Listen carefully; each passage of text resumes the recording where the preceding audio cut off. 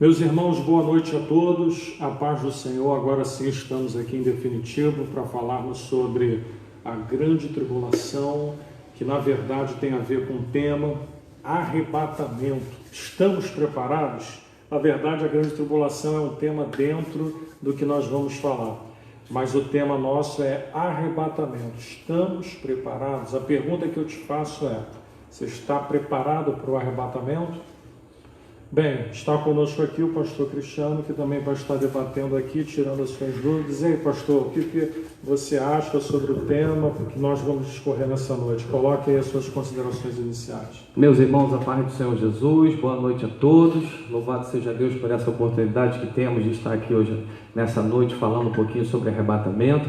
É um tema muito relevante para tudo que tem acontecido, não só nesses dias, mas o que vem acontecido, todos os sinais que nós percebemos por meio da palavra de Deus. Então nós vamos discorrer, falar um pouquinho de arrebatamento, o que acontece antes, o que vai acontecer depois. Vai ser muito produtivo essa noite. Fica aí com a gente, compartilha a live, chama os amigos e vai ser bênção, em nome de Jesus. Bem, você que já está nos acompanhando, já pode compartilhar esse link aí, já pode chamar aquela pessoa que você sabe que gosta de estudos, que gosta de debater, que gosta de aprender. Se você também tiver alguma dúvida e você quiser fazer pergunta, hoje o dia é para perguntas. Então, toda dúvida que você tiver sobre o tema em questão, você pode mandar a sua pergunta para que a gente possa lê-la aqui e possa transmiti-la aqui para que as pessoas possam ouvir a sua pergunta e a gente possa, em cima da sua pergunta, trabalhar o assunto em questão para esclarecermos todas as dúvidas. É bem certo que para nós começarmos a falar sobre o tema, nós temos que contextualizar, nós temos que embasar contextos bíblicos aquilo que iremos falar. Então nós vamos ler 3 textos que embasam isso. Nós vamos ler no livro de Apocalipse, nós vamos ler no livro de Mateus e nós vamos ler no livro de Daniel. Então você que está com a sua Bíblia em casa, é uma ótima oportunidade para você pegá-la agora e nós vamos fazer essa leitura juntos, vamos participar. Isso aqui é um debate e a gente precisa consubstanciar primeiro, para que daqui a um pouco a gente possa, em cima dessa base de arrebatamento, começar a falar sobre o assunto. Então, o que diz lá em Daniel? Daniel, capítulo de número 9, dos versículos 25, vou falar do 24 em diante, nos diz assim. Daniel capítulo 9, me acompanha aí, versículo 24 em diante. 70 semanas estão determinadas sobre o teu povo e sobre a tua santa cidade, para extinguir a transgressão e dar fim aos pecados e expiar a iniquidade, trazer a justiça eterna, e selar a visão e a profecia, e ungir o santo dos santos.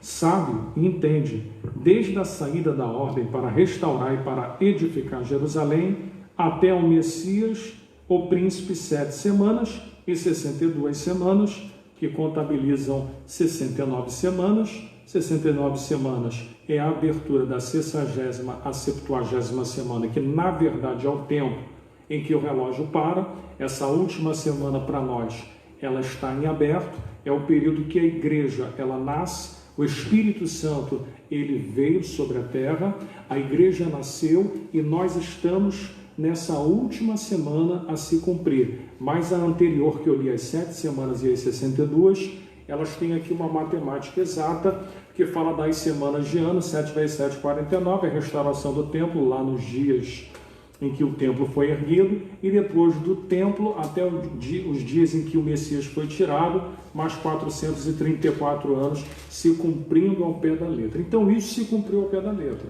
Parou na 69ª semana. Então continue me acompanhando, só estou dando essa introdução para que você compreenda bem a leitura. Versículo de número 25. Sabe e entende que desde a saída da ordem para restaurar e edificar Jerusalém até o Messias, o príncipe, 7 semanas e 62 semanas, e as ruas e as tranqueiras se reedificarão, mas em tempos angustiosos. Depois das 62 semanas, será tirado o Messias e não será mais.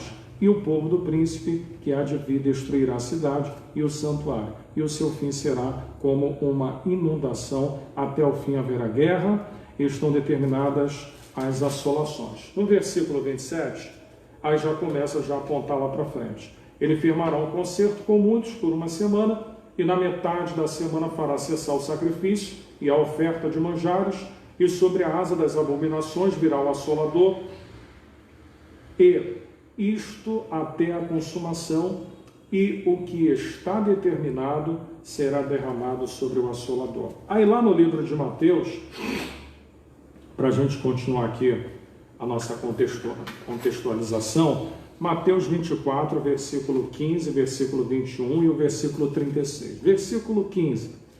Quando, pois, virdes que a abominação e a desolação de quem falou o profeta Daniel, que está no lugar santo, quem lê e que entenda. Versículo 21. Porque haverá então uma grande aflição, como nunca houve desde o princípio do mundo até agora, e nem tampouco haverá jamais. No versículo 36 ele vai dizer que o dia e a hora ninguém sabe, nem o Filho, nem os anjos, mas somente o Pai. E coloca o Apocalipse capítulo 22, versículo 6, para começar a dar base ao que nós vamos falar. Versículo 6, e disse-me, estas palavras são fiéis e verdadeiras. O Senhor, o Deus dos santos profetas, enviou o seu anjo para mostrar aos seus servos as coisas que em breve hão de acontecer. Preste bem atenção, Daniel, ele foi o profeta do Antigo Testamento que falou, na época, uma profecia, que uma parte dessa profecia se cumpre, tanto no tempo da restauração, como no tempo do Messias, que fora tirado, que morreu, e como a última semana ela está aberta. Então nós sabemos que o relógio de Deus momentaneamente está parado. E por esse relógio ter parado, nós fomos, como diz Romanos, enxertados na zambujeira. Ou seja, pela rejeição de um povo, abriu-se o tempo para que a igreja, então, viesse a emergir. Então, só para dar essa introdução, nós vamos falar hoje sobre o arrebatamento. O arrebatamento, para nós, vai ser um episódio no mundo em que as pessoas não saberão o que dizer, o que falar e como explicar. Por quê? Porque o arrebatamento vai falar sobre algo que vai acontecer, que vai ser subitamente. As pessoas hão de subir da terra. Então, a Bíblia, ela aponta a pelo menos 1845 profecias em toda a Bíblia falando sobre a vinda de Cristo. Então você vai ver no Velho Testamento, você vai ver aproximadamente 1545 profecias falando sobre a vinda de Cristo. E no Novo Testamento, aproximadamente 318 profecias falando que ele viria. Quando a gente fala do arrebatamento, a gente fala de algo que acontecerá. Mas antes da gente falar o que vai acontecer, nós vamos agora começar a discorrer os eventos que estão acontecendo. Bem, a gente está vivendo agora esses dias em que as pessoas estão um pouco com medo, um pouco aterrorizadas, e há de convir que é um episódio que nós, na nossa geração, nunca vivemos, né? Então, assim, algo que venha ou que tenha parado o mundo de uma maneira homogênea, isso nunca havia acontecido. Então, começa a vir as perguntas, começa a vir os questionamentos, as pessoas começam a interpretar a Bíblia, as pessoas começam a trazer coisas para os nossos dias, e nós vamos tentar aqui pensar com vocês à luz da Bíblia, para que a gente não cometa nenhum equívoco e que a gente possa colocar as questões em ordem cronológica. As coisas têm o seu tempo para acontecer. Então nós não podemos, em nenhum momento, precipitar as coisas pelo fato de estarmos vivendo uma situação que se evidencia como um dos sinais. Nós não podemos dizer que Jesus vai vir amanhã. Não temos essa certeza, porque o dia e a hora ninguém sabe. Mas a gente tem o quê? Algumas evidências que nós vamos trabalhar. Eu já vou passar para o pastor Cristiano também fazer a sua leitura, fazer a sua explanação, trazer também as suas considerações acerca desse tema. Depois que ele colocar, aí sim nós vamos começar a explanação e a falar abertamente sobre o arrebatamento. Pastor Cristiano. É interessante nós falarmos aqui, antes de entrarmos propriamente dito na palavra arrebatamento, do que é o arrebatamento, nós percebemos que o Evangelho de Mateus, no seu capítulo 24, nos dá alguns sinais aí específicos, né, do final dos tempos. E nós devemos fazer uma leitura responsiva, uma leitura detalhada, esmiuçada, para podermos fazer uma leitura espiritual desses dias.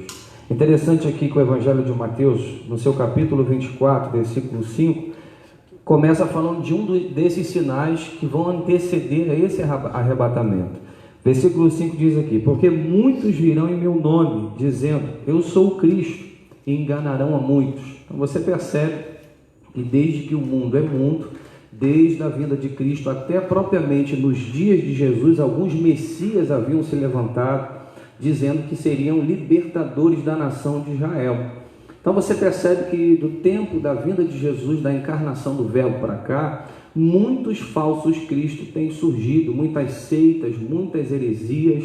Então esses são sinais específicos que nós como igreja devemos nos atentar. Versículo 6 diz: e ouvireis de guerras e rumores de guerras, olhai e não vos assusteis, porque é mister que isso tudo aconteça, mas ainda não é o fim. Interessante que nós aí avançamos da Idade Moderna para a pós-modernidade. Enfrentamos aí a Idade Média, que foi um período de um grande avivamento através da Inglaterra, com John Wesley, depois veio George Whitefield, Jonathan Edwards. Então esse avivamento vai romper a Europa e vai alcançar todos os países. Depois vai ter a migração da Idade Média para a Idade Moderna. E chegando à Idade Moderna, digamos que a razão tenta vencer a fé nesse período. É onde o homem vai se estribar no seu conhecimento, na ciência. E nós vamos rompendo os séculos até chegarmos na pós-modernidade. Mas você percebe que quando o homem arroga para si o título de buscando conhecimento, buscando a ciência, a vida seria melhor, o homem seria dono do seu destino, do seu futuro, né? O conhecimento, a globalização, a internet, isso traria um conforto maior para a sociedade, de fato isso traz. Mas você percebe que a pós-modernidade, ela não trouxe uma tranquilidade ao nosso coração. Da modernidade para a pós-modernidade, nós tivemos duas grandes guerras mundiais. A Primeira Guerra Mundial e a Segunda Guerra Mundial, que devastou países, populações inteiras, dizimou muitos judeus naquele holocausto que nós conhecemos. Então você percebe que guerra sempre existiu, desde os primórdios, desde o princípio dos tempos. Então esses são os sinais que nós devemos nos atentar. Agora nós percebemos que o texto diz que nação se levantará contra a nação. E quando nós lemos isso, nós já percebemos que diante de tudo que tem acontecido, até dessa questão do coronavírus, né, existe algumas especulações do que poderia ter acontecido, porque desde 2007 já existia um estudo específico a respeito de um Covid-19 que poderia surgir irradiando de um morcego. E aí uns vão dizer que veio do morcego, uns vão dizer que isso pode ser uma estratégia comunista para afetar a economia mundial. Nós não sabemos, isso precisa ser investigado. Mas nós sabemos que já existem nações se levantando contra nações, né? A China, os Estados Unidos, a Rússia, que vivem em pé de guerra. Então tudo isso são sinais específicos que nós como igreja devemos nos atentar. Bem, a gente já tem aqui uma primeira pergunta. O diácono André está conosco, o obreiro Socorro também para nos ajudar aqui. E o diácono André já vai fazer essa pergunta para endossar logo o nosso início de debate aqui. Paz do Senhor para todos, a paz do Senhor aos pastores, Socorro. A primeira pergunta que surgiu aqui é a respeito das 70 semanas de Daniel. Dúvida a respeito das 70 semanas de Daniel. Bem, Daniel, quando profetiza as 70 semanas, ela fala 70 semanas de anos. Então, quando você conta, você não conta ela literalmente. Então, quando você multiplica ela, você tem que multiplicar 70 vezes 7, que vai dar um total de 490 anos. Então, você tem que subdividir. Em que parte?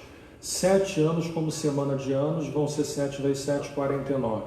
se cumpriu ipsiliter lá nos dias da reedificação do templo. Foi nos dias em que o templo foi erguido. Durou exatamente esse tempo da profecia até a restauração do templo, ao pé da letra. Depois sucedeu as 62 semanas. 62 semanas vezes 7, 434 anos. Foi do tempo do que foi profetizado até quando Jesus foi tirado, o Messias, quando Jesus morre.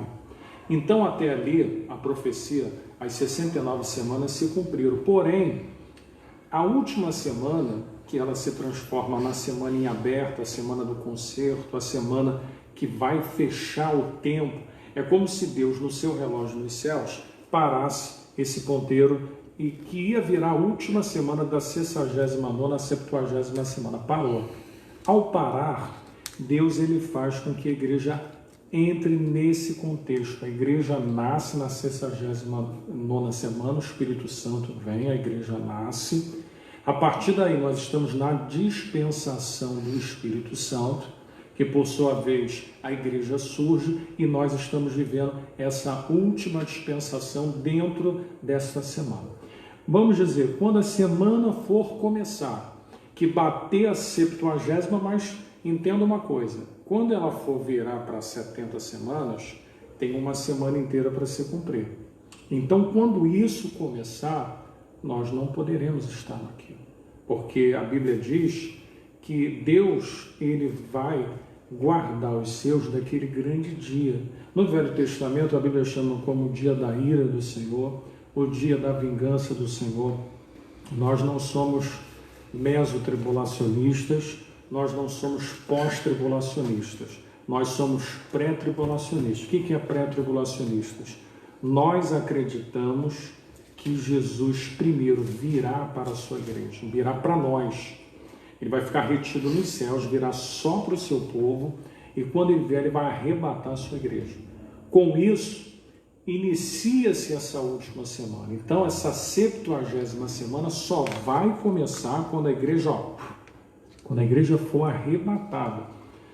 Se a gente for para o lado da mesotribulacionista, eles vão dizer que nós vamos pegar a 70ª semana e na metade do concerto dessa semana de 3 anos e meio, aí Jesus viria. E o pós-tribulacionista vai dizer que vai passar essa 70ª semana inteira, nós estaremos aqui e Jesus iria então vir buscar diretamente, não teria essa primeira fase.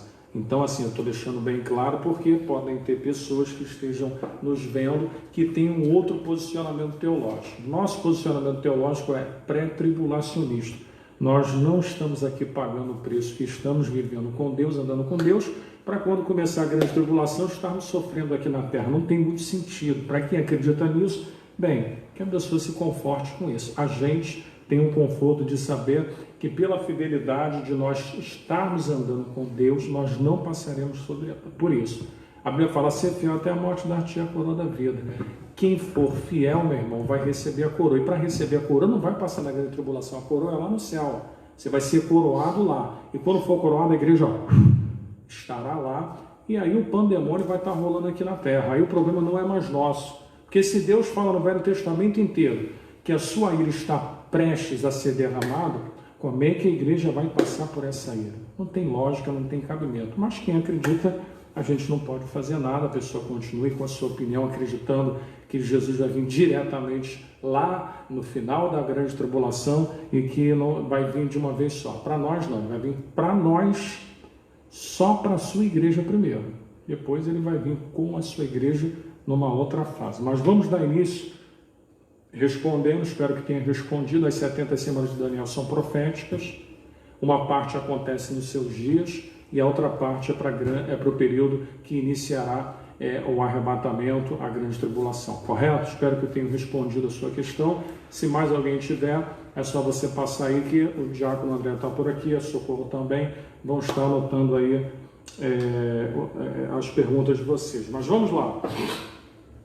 Quando a gente fala da grande tribulação, a gente precisa entender o tempo, né? Jesus disse, hipócritas fariseus, vocês olham o tempo e não conseguem entender a face do tempo da vinda do Filho do Homem. Então Jesus quis dizer naquele tempo que as pessoas sabiam julgar e avaliar as coisas de um modo natural, como elas se sucedem.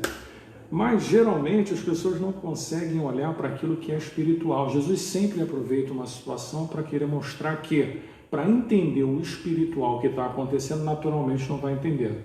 Por que o mundo não consegue entender o que a gente fala? Porque a Bíblia diz lá em 2 Coríntios 4,4 que o Deus desse século, letra minúscula, tapou o entendimento para que as pessoas vejam e não enxerguem, para que as pessoas ouçam e elas não compreendam. Então o arrebatamento para nós faz todo sentido, mas para quem está lá fora, será que faz sentido? Será que a pessoa está com temor daquilo que pode vir a acontecer?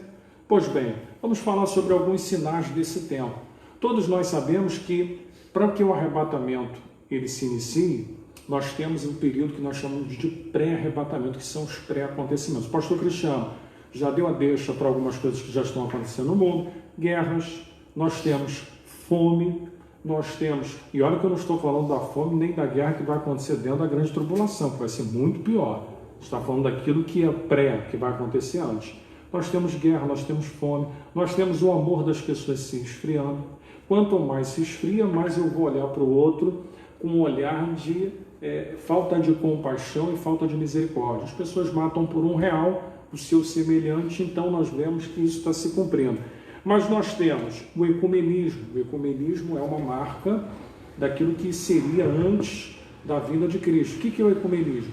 É a mistura que nós estamos tendo dentro do meio evangélico, é onde nós não conseguimos mais distinguir o que é cristianismo, no caso, o evangeliquismo que eles criaram aí, que é um evangelho onde tem uma miscelânea, uma mistureba tão grande que daqui a um pouco a gente vai ter dificuldade de identificar quem é cristão ou que evangeliquismo, é uma palavra que é um neologismo que eu estou dizendo aqui, para poder tentar descrever esses grupos novos.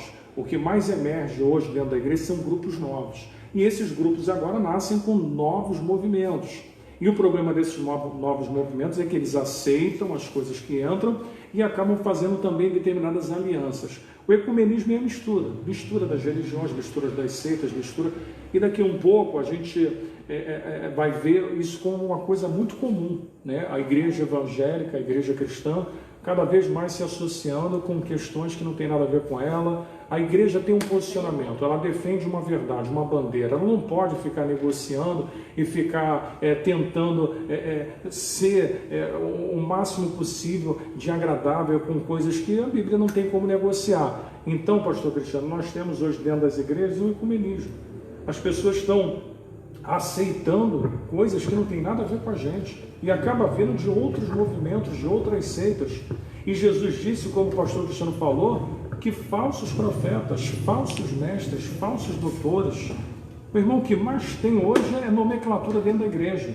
Se você for pegar antigamente, quando a gente falava do ano do Senhor, o ano Domini, DC, AC, até se justificava. Agora você tem DR, AP, PR, BP, você tem vários títulos, né? Tem muito título aí, tem muito cacique para pouca, na verdade, administração eclesiástica e condução dentro de uma doutrina que a Bíblia chama de ortopraxis, de uma doutrina correta. As pessoas estão se deixando levar por ondas de movimentos e a gente tem um neopentecostalismo muito forte que cria todos os dias novos movimentos e a gente acaba ficando à mercê disso. Por quê? Porque todo mundo acha que a onda que está todo mundo indo, que nós também vamos nessa onda e não vamos nessa onda. Então, pastor Cristiano, também queria que você falasse um pouco sobre essa questão da religiosidade que está dentro da igreja, porque a volta de Cristo seria marcada por isso, é o tempo da religiosidade. Muito bem colocado pelo pastor Elidson, e eu lembro de um texto que Paulo diz a Timóteo, que nos últimos dias muitos rejeitarão a sã doutrina, e a palavra sã doutrina no grego ali quer dizer aquilo que gera saúde. Então Paulo está dizendo a Timóteo, muitos vão rejeitar aquilo que gera saúde, vão amontoar para si doutores dentro das suas próprias concupiscências. Então realmente nós vivemos num tempo muito difícil de sincretismo religioso, de misturas de teologias erradas, de conhecimentos errados, filosóficos, as vãs filosofias que entravam na igreja de Colosso, e Paulo vai combater duramente isso, o gnosticismo que começa a assolar a igreja de Colossos. E Paulo vai advertir a igreja a fugir dessas vãs filosofias.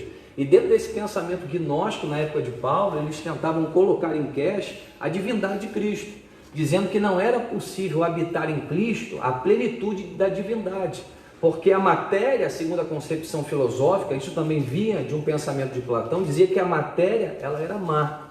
Então Platão dizia que o homem ele precisava se desprender da matéria para transitar livremente pelo mundo das ideias. Então, na verdade, a matéria era má, era corrupta. Então, por isso que Paulo vai começar ali ensinando a igreja dos Colossenses que em Cristo habitam a plenitude da divindade corporalmente. Então, Paulo diz, ele é divino, ele é Cristo. Então, nos dias de hoje, nós vemos muitas seitas, muitas vãs filosofias. É por isso que a igreja ela precisa ter conhecimento, estudar. O próprio Jesus diz, examinai as Escrituras, porque vós dizeis que nela contém a vida eterna.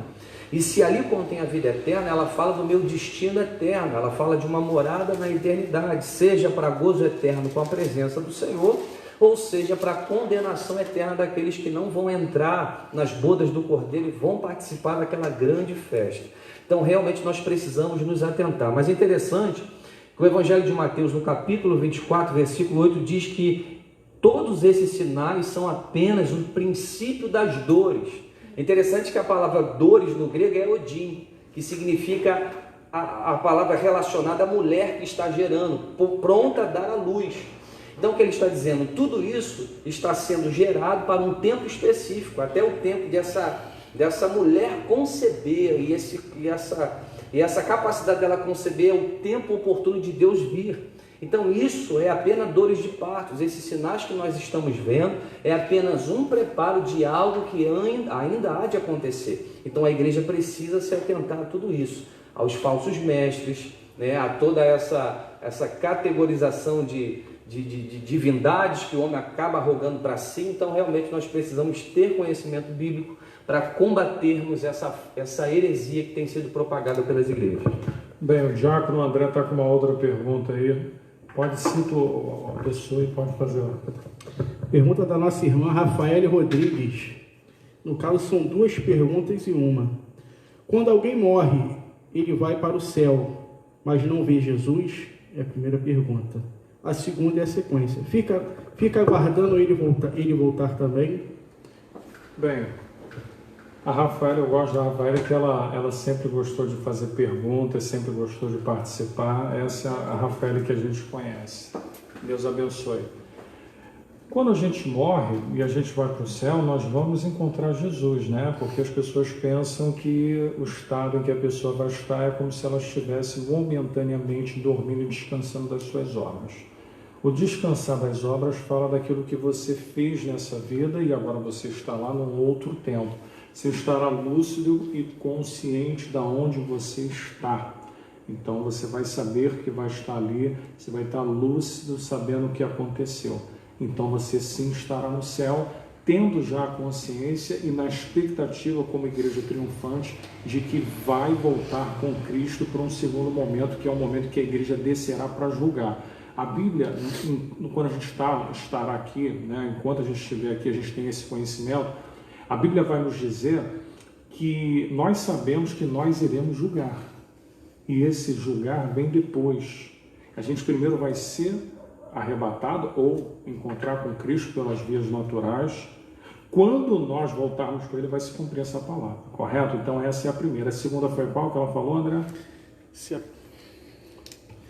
a pessoa que está na glória, ela também irá aguardar a volta de Cristo para se encontrar com Ele. Mais ou menos eu acabei respondendo. Sim, ela já está na expectativa, ela já sabe o que está acontecendo, ela está lúcida. A pessoa que morre, tanto que está no céu como está no inferno, já está lúcida de tudo que está acontecendo. Quem está no inferno está lá. Tem aquela parábola lá que a gente conhece do Lázaro e do rico, que Jesus está ensinando, mostrando os dois caminhos, mostrando quando a pessoa morre para onde ela vai. E ali fica bem claro que ambos estão lúcidos e sabem o que está acontecendo.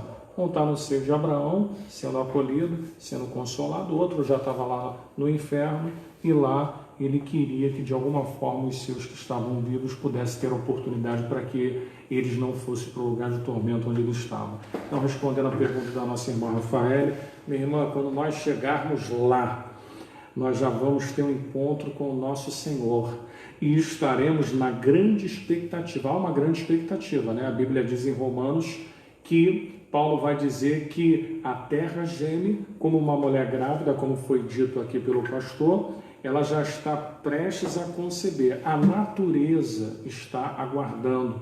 Há um clamor para que o Senhor venha restaurar todas as coisas.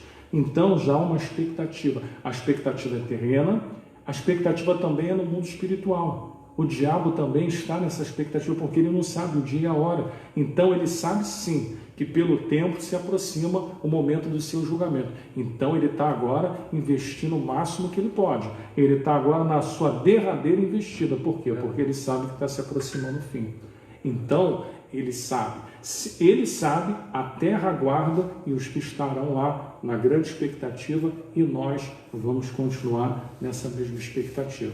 Então espero que tenha respondido a você, Rafael, e quem mais tiver pode anotar aí. Mas dando continuidade, para a gente falar desses sinais para depois entrar no arrebatamento em si, um dos sinais também característicos que vai acontecer nesse tempo se chama apostasia. A Bíblia diz que muitos nessa época e nesse tempo iriam se afastar, iriam esfriar, mas também muitos também seriam avivados. É um paradoxo, por quê? Porque o tempo é da peneira, o tempo vai ser de você separar o que é trigo e o que é joio. Esse é o tempo. Na época que Jesus conta, é difícil de você mexer, porque você levava junto, mas agora quem está mexendo é aquele que fez a plantação. Quem está mexendo agora tem o intuito de separar, sim. Quem está mexendo está separando o joio do trigo, e a palha, quando ele colocar a palha ó, vai sair. Então nós estamos num tempo da apostasia. Infelizmente as pessoas estão esfriando, as pessoas não estão tendo compromisso, as pessoas não vivem mais o primeiro amor, as pessoas perderam aquele desejo, aquela vontade de estarem, e olha, esquece tudo que está acontecendo nesse momento, vamos deixar um pouquinho de lado. Eu sei que você vai dizer assim, não tem como esquecer, tá? Mas a gente está falando no plano espiritual agora. Como é que nós estávamos? Como é que nós estamos? Qual é a nossa perspectiva, independente do que esteja acontecendo na nossa vida com Cristo? É isso que está valendo. Sabe por quê? Porque o coronavírus está aí, está todo mundo preocupado, mas se Jesus voltar agora, não vai adiantar preocupação, medo, temor, angústia, isso não vai resolver nada, isso não vai salvar ninguém. Então, pastor Cristiano, nós estamos vivendo num tempo em que as pessoas estão esfriando. E Jesus disse que por se multiplicar a iniquidade, o amor de mundo se esfriaria. Esse é o tempo que a iniquidade está se proliferando. A maldade, ela está crescendo.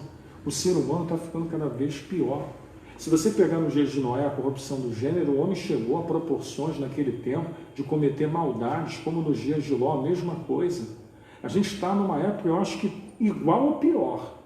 Sinceramente, eu acho que o que a gente vive hoje de maldade, de malignidade, eu não sei não.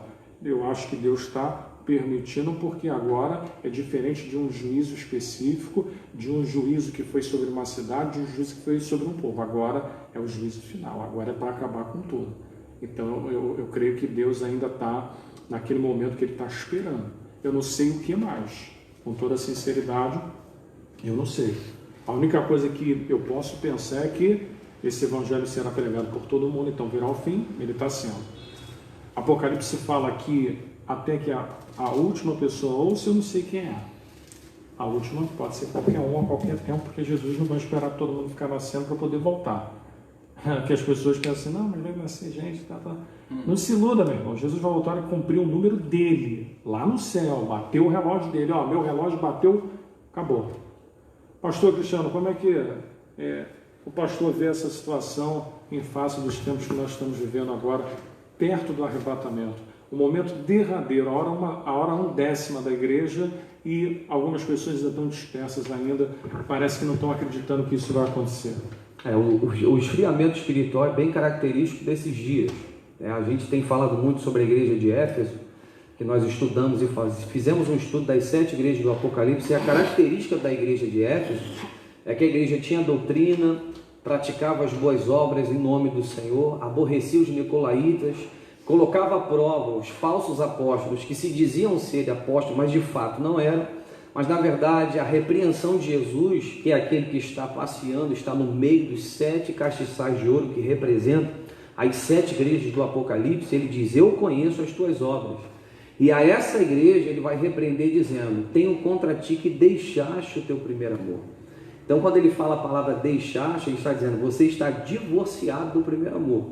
Ou seja, o teu trabalho, a tua labuta, as tuas obras, a tua teologia polida, na verdade é apenas um avivamento estético, né? Um embelezamento espiritual que de fato não existe. Então, muitas pessoas acabam funcionando e não fluindo. E na verdade, isso é característica de um sinal do final dos tempos. O próprio Jesus diz, a própria palavra de Deus diz, quando o Filho do Homem vier e encontrará fé na terra, então nós vamos viver um cenário de apostasia, de esfriamento, de falta de fé. E na verdade, você sabe que o que é a oposição da fé é o medo. Então nós vivemos um tempo de medo, né? Um tempo de enclausuramento, problemas emocionais, né? À torta e à direita. Então isso são sinais proféticos da vinda do Filho do Homem.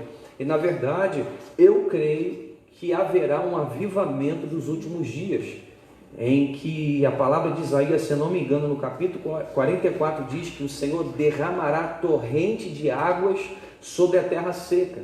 Um avivamento dos últimos dias como despertamento espiritual para a preparação do arrebatamento.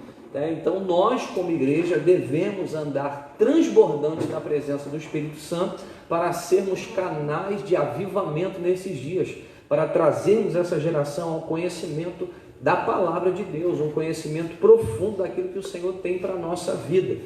E uma característica importante é o que Deus fala a Daniel no seu capítulo 12, se eu não me engano, porque por se multiplicar a ciência, então virá o fim. Se você perceber, nos últimos 100 anos, nós nunca avançamos tanto em tecnologia, em informação. O mundo em 100 anos parece que ele cresceu o que ele não cresceu há 2000 anos atrás. Isso é um sinal latente que o mundo está sendo globalizado, preparado, porque você pensa comigo, o anticristo vai vir. Ele vai fazer uso dessa tecnologia, dessa informação para controlar, porque o anticristo ele vai ser um déspota, um tirano. Então ele vai querer dominar com punhos de ferro, ele vai querer ter controle absoluto. E para que ele tenha controle absoluto de todas as nações, ele vai fazer uso da tecnologia, da informação, desse mundo globalizado que nós vivemos. Então nós devemos aqui sempre nos atentar a tudo isso. Nós vamos discorrendo, você também vai dando sua opinião a respeito dos sinais do fim dos tempos, para que nós possamos nos atentar. O pastor leu aqui um texto interessante de Mateus 24, versículo 15, sobre uma profecia que foi dita a Daniel.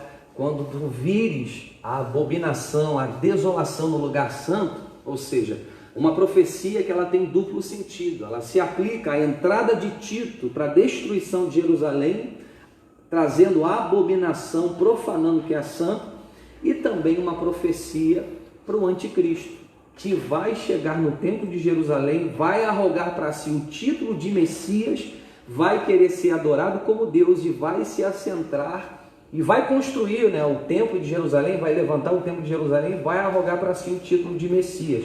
E Jesus falou para muitos quando veio aqui pregando o evangelho, dizendo: vocês não me recebem, mas virão outros, não em meu nome, e vocês vão recebê-lo. Então Jesus está falando profeticamente que essa nação que muitas vezes rejeitou ele como Messias, vai receber o anticristo como Messias.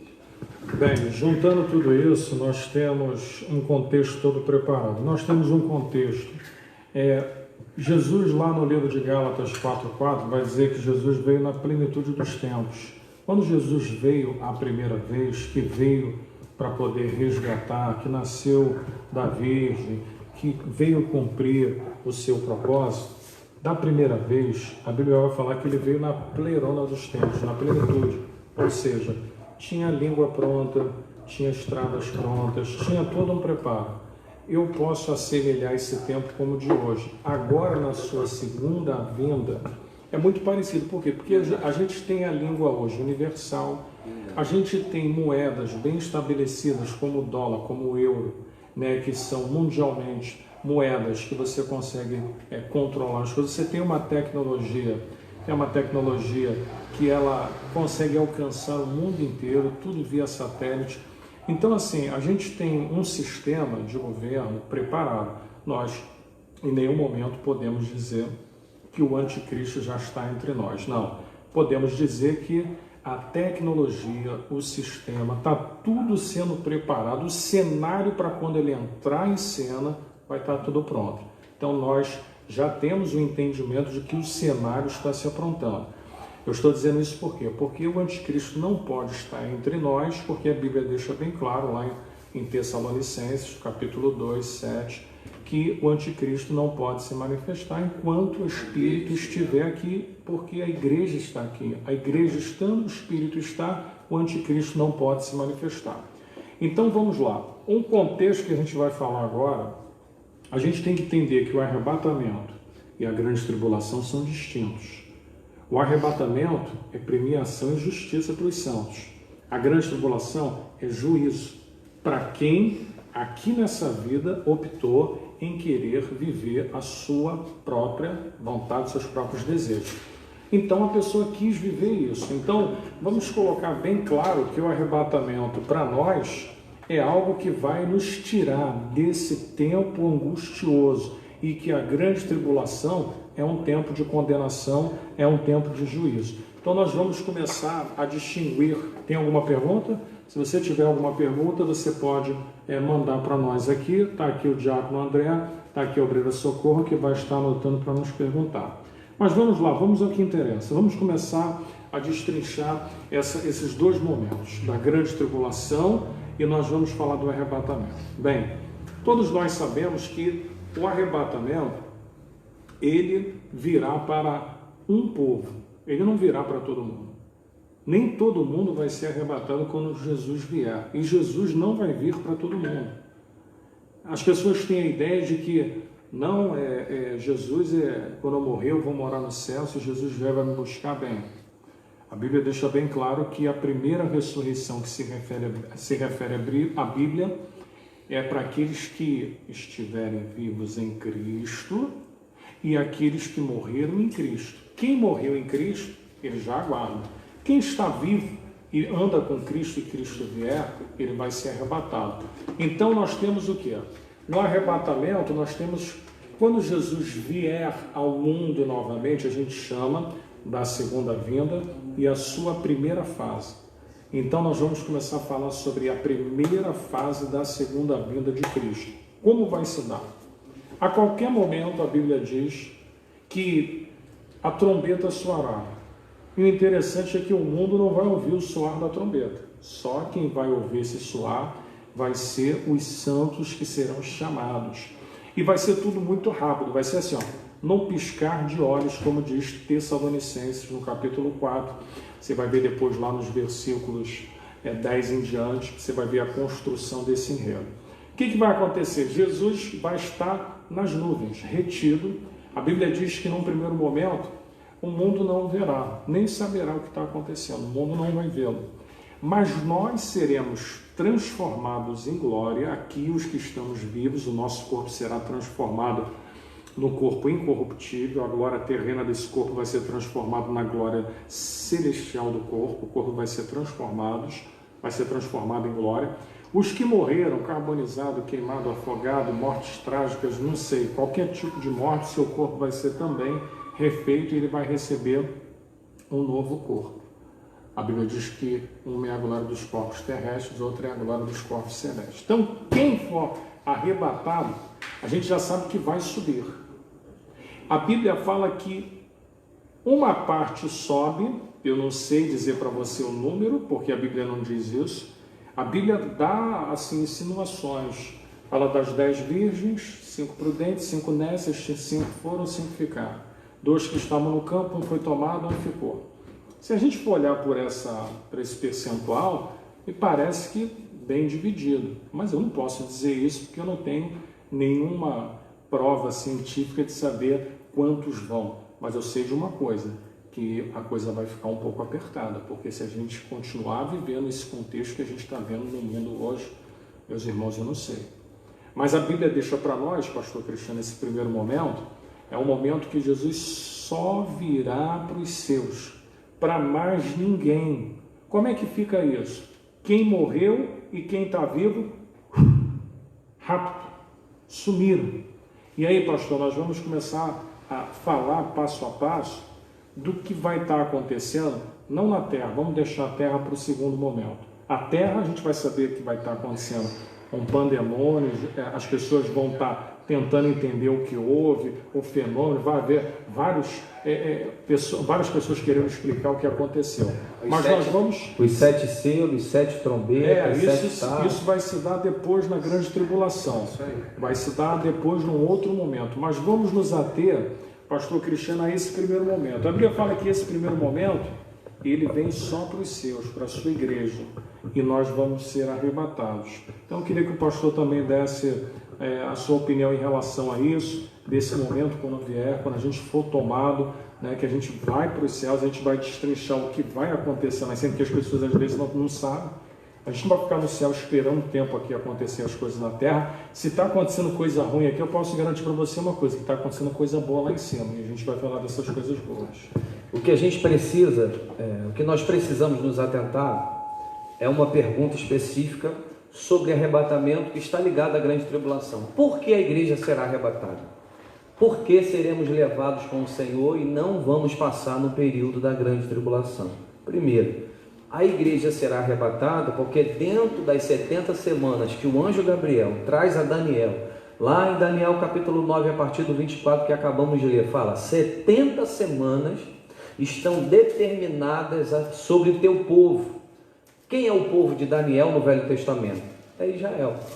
Então, na verdade, a característica da grande tribulação será o derramamento da ira de Deus, não só sobre Israel, mas sobre todas as nações. E nesse período, dessas 70 semanas determinadas sobre Israel, será um período para remir Israel. Você sabe que os 144 mil vão sair desse período de 7 anos de grande tribulação. Nesse momento, a igreja é arrebatada aos ares, e quando a igreja é arrebatada, ela passa por aquilo que nós conhecemos, que é as bodas do Cordeiro. A igreja será levada aos ares e logo ela é levada ao tribunal de Cristo. Existe uma diferença do tribunal de Cristo para o juízo do trono branco. O tribunal de Cristo é para galardão. Quando a igreja for arrebatada, ela vai ante ao tribunal de Cristo para receber os galardões de suas obras. E depois de receber os seus galardões, haverá a festa das bodas do Cordeiro. Você lembra que acontece festa de casamento lá em Israel? Quantos dias durava a festa em Israel? Durava cerca de 7 dias. Todo aquele procedimento de festa acontecia por 7 dias. Enquanto a igreja estiver com o Senhor nos ares, gozando da presença do Senhor, ela vai estar nas bodas do Cordeiro. Enquanto a igreja está no período de 7 anos, gozando das bodas do Cordeiro, aqui na terra está acontecendo o que nós chamamos de grande tribulação. Então nós sempre vemos alguns questionamentos como esse. Não, pastor, a igreja ela vai passar na grande tribulação, porque a igreja ela já passa por processo de provação. Mas a gente deve entender que a característica de provação para a grande tribulação é totalmente diferente do termo provação que nós conhecemos hoje. Apocalipse capítulo 3, no seu versículo 10, fala da igreja de Filadélfia, que é a igreja modelo do arrebatamento. E ali no versículo 10 ele diz: porque guardaste a minha palavra, perseverando, eu te guardarei da hora da tentação que há de vir sobre todo mundo. A palavra tentação ali no grego é peirasmos, é a mesma palavra aplicada quando Jesus foi levado por 40 dias e 40 noites e Satanás se apresenta a ele para tentá-lo, para que ele pudesse cair. Então a tentação específica que acontece no período da grande tribulação, ela é oriunda de Satanás sobre aqueles que permanecem debaixo do seu jugo durante 7 anos de grande tribulação. Então, porque guardaste a minha palavra, não negaste o meu nome, eu te guardarei da hora da tentação que há de vir sobre todo mundo para tentar os que habitam a terra. A palavra habitar ali é interessante. A palavra habitar que João vai usar ali no Apocalipse é a mesma palavra que Paulo vai usar na carta aos Colossenses, quando fala que em Cristo habitam corporalmente toda a plenitude da divindade. Então, os que ficam aqui são os que habitam a terra. De que forma? Os que fizeram da terra sua morada permanente, os que fizeram da terra sua religião. a sua morada. A igreja, ela não tem a morada na terra, ela não faz da terra o seu lugar específico e permanente. A igreja, ela é peregrina, ela é forasteira, ela é embaixadora de Cristo. Nós estamos aqui, mas a Bíblia diz, vocês são forasteiros. Paulo diz, Colossenses capítulo 3, versículo 2, pensai nas coisas que são do alto e não das que são da terra. Então a igreja não passa por esse processo porque ela não é desse mundo, ela pertence a outro reino. Então ela será arrebatada pelo Senhor Jesus enquanto acontece todo o processo de grande tribulação. Bem, eu vou ler para vocês aqui os dois textos que contextualizam as fases que se darão lá nos céus, que depois que nós subirmos e formos arrebatados, passaremos pelo tribunal de Cristo. 1 Coríntios 5, versículo 10 e Romanos capítulo 14, de 10 a 12. Romanos 14, de 10 a 12 fala assim: mas tu que julgas o teu irmão, ou também porque despreza o teu irmão, pois todos devemos de comparecer ante o tribunal de Cristo. Porque está escrito, pela minha vida, diz o Senhor, todo joelho se dobrará diante de mim e toda língua confessará a Deus. De maneira que cada um de nós dará conta de si mesmo a Deus. Aí, lá em 1 Coríntios, capítulo 5, versículo de número 10, vai dizer o seguinte... 1 Coríntios, capítulo 5, versículo 10. E isso não quer dizer absolutamente como os devassos deste mundo, ou com os avarentos, ou com os roubadores, ou com os idólatras. Calma aí. É 1 Coríntios. Eu acho que eu me equivoquei. É 2 Coríntios. Na hora de digitar aqui saiu primeira, mas... é 2 Coríntios, capítulo 5, vamos lá rapidinho, é isso mesmo, 2 Coríntios 5, 10, fala assim: porque todos devemos comparecer ante o tribunal de Cristo, para que cada um receba segundo o que tiver feito por meio do corpo, o bem ou o mal. Não pense que esse mal aqui se refere a juízo, não. A Bíblia diz que todas as nossas obras serão queimadas, e algumas sofreriam alguns detrimentos. Os detrimentos aqui se referem àquilo que você vai deixar de ser compensado, vai deixar de ganhar, porque galardão se refere a tudo que você produziu, que você fez, e tem pessoas que, alguns galardões que a pessoa a fez e achou que seria de repente acreditado, não foram pela maneira como eles foram feitos. O galardão, ele se refere a alguma coisa que eu faço, mas se eu fizer alguma coisa que não esteja condizente com aquilo que a Bíblia diz, isso não será galardão para nós. Então, tudo que nós fizemos é uma espécie de avaliação de obras que nós fizemos, que na concepção humana tinha uma percepção de que aquilo ali foi feito daquela maneira, mas a percepção dos céus é que vai dizer o que cada um vai merecer receber segundo o que fez aqui, e ele fala através do corpo. Então, nós temos nesse primeiro momento, nós temos o tribunal de Cristo, vamos passar por ele. Depois do tribunal, a Bíblia vai dizer que nós receberemos o quê? Os galardões. Então, é avaliado o que você fez e você vai receber galardões. Aí você vai dizer assim: que galardões são esses? Eu não posso te dizer explicitamente o que seja.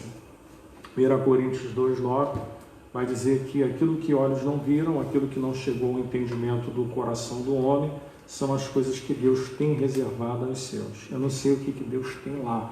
A gente supostamente, hipoteticamente, pensa que o galardão não tem a ver com a coisa que nós estávamos acostumados terrenamente. Tem a ver com algo muito maior que a nossa concepção humana ainda não concebeu. Porque se a gente fala da plenitude, da glória, da onde Deus está e que nós o conheceremos como dele somos conhecidos, isso nos diz que nós vamos... imagine você estar com Deus e você entender toda a natureza e toda a criação como se você sempre tivesse estado ao lado dele. É o que você vai ter de concepção quando encontrá-lo. Você vai entender tudo, porque você vai estar com ele, e a sua concepção e a sua consciência vai ser aberta para o pleno. Então, nesse primeiro momento, os galardões estão acontecendo nos céus, nós estamos tendo algumas fases antes de chegar nas bodas, antes de chegar na ceia, antes de chegar em tudo isso. Então, vamos fazer um paralelo. Recebemos alguns galardões, aí daqui a pouco nós vamos vir aqui para a terra. Antes de nós virmos aqui para a terra, vou passar aqui para o pastor Cristiano para que ele possa falar sobre esse período. A pergunta é: pastor, Quais são as obras que vão gerar galardão no céu? Interessante aqui que Mateus 10, versículo 40 e 41, fala da hospitalidade. Então diz que a hospitalidade será galardoada. Diz assim: quem vos recebe a mim, me recebe. E quem me recebe a mim, recebe aquele que me enviou. Quem recebe um profeta em qualidade de profeta, receberá galardão de profeta. Quem recebe um justo na qualidade de justo, receberá galardão de justo. Interessante que até mesmo um copo de água fria não será, irmão, ignorado naquele grande dia para você receber galardão. Mateus capítulo 10, versículo 42 diz: e qualquer que tiver dado, só que seja um copo de água fria, a um desses pequenos, em nome de discípulo, em verdade vos digo que de modo algum perderá o seu galardão. Irmão, só não ganha galardão se estiver ruim demais o negócio, porque até copo de água fria você vai ganhar galardão. Para corroborar mais um texto aqui, Mateus capítulo 5, no seu versículo 11 e 12, seremos galardoados por suportar as aflições. Diz assim: bem-aventurados sois vós, quando vos injuriarem, perseguirem, e mentindo, disserem todo o mal contra vós por minha causa. Exultai e alegrai-vos, porque é grande o vosso galardão nos céus, porque assim perseguiram os profetas que foram antes de vós. Então, irmão, a Bíblia vai especificar obras que nós fazemos aqui que vão nos gerar galardão naquele grande dia no tribunal de Cristo. Bem, nós temos uma pergunta aqui da Rafaela.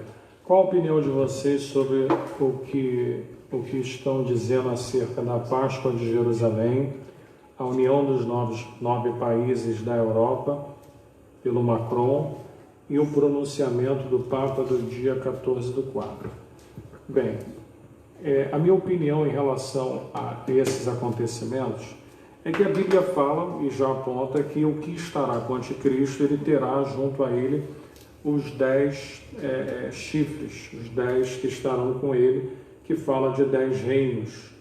Isso quer dizer que falam de 10 potências, de 10 nações. E, obviamente que nós temos os grupos dos países mais poderosos, que vai estar, de repente, sendo articulado por alguém. O que a gente precisa entender é o seguinte, que no cenário mundial vai ter sempre alguém se destacando. E não necessariamente essa pessoa que se destaque, ela possa ser deduzida como anticristo. Pode ser? Pode ser, mas isso não nos leva a conclusões de que ele é o anticristo. Nos leva à conclusão de que ele é um homem que tem uma articulação muito boa, ele é formado em ciências humanas e filosóficas, é um bom articulador, mas na história recente nós já tivemos tantos anticristos, né? Já teve tantas pessoas que supostamente poderiam ser, que a gente não pode afirmar com certeza se é.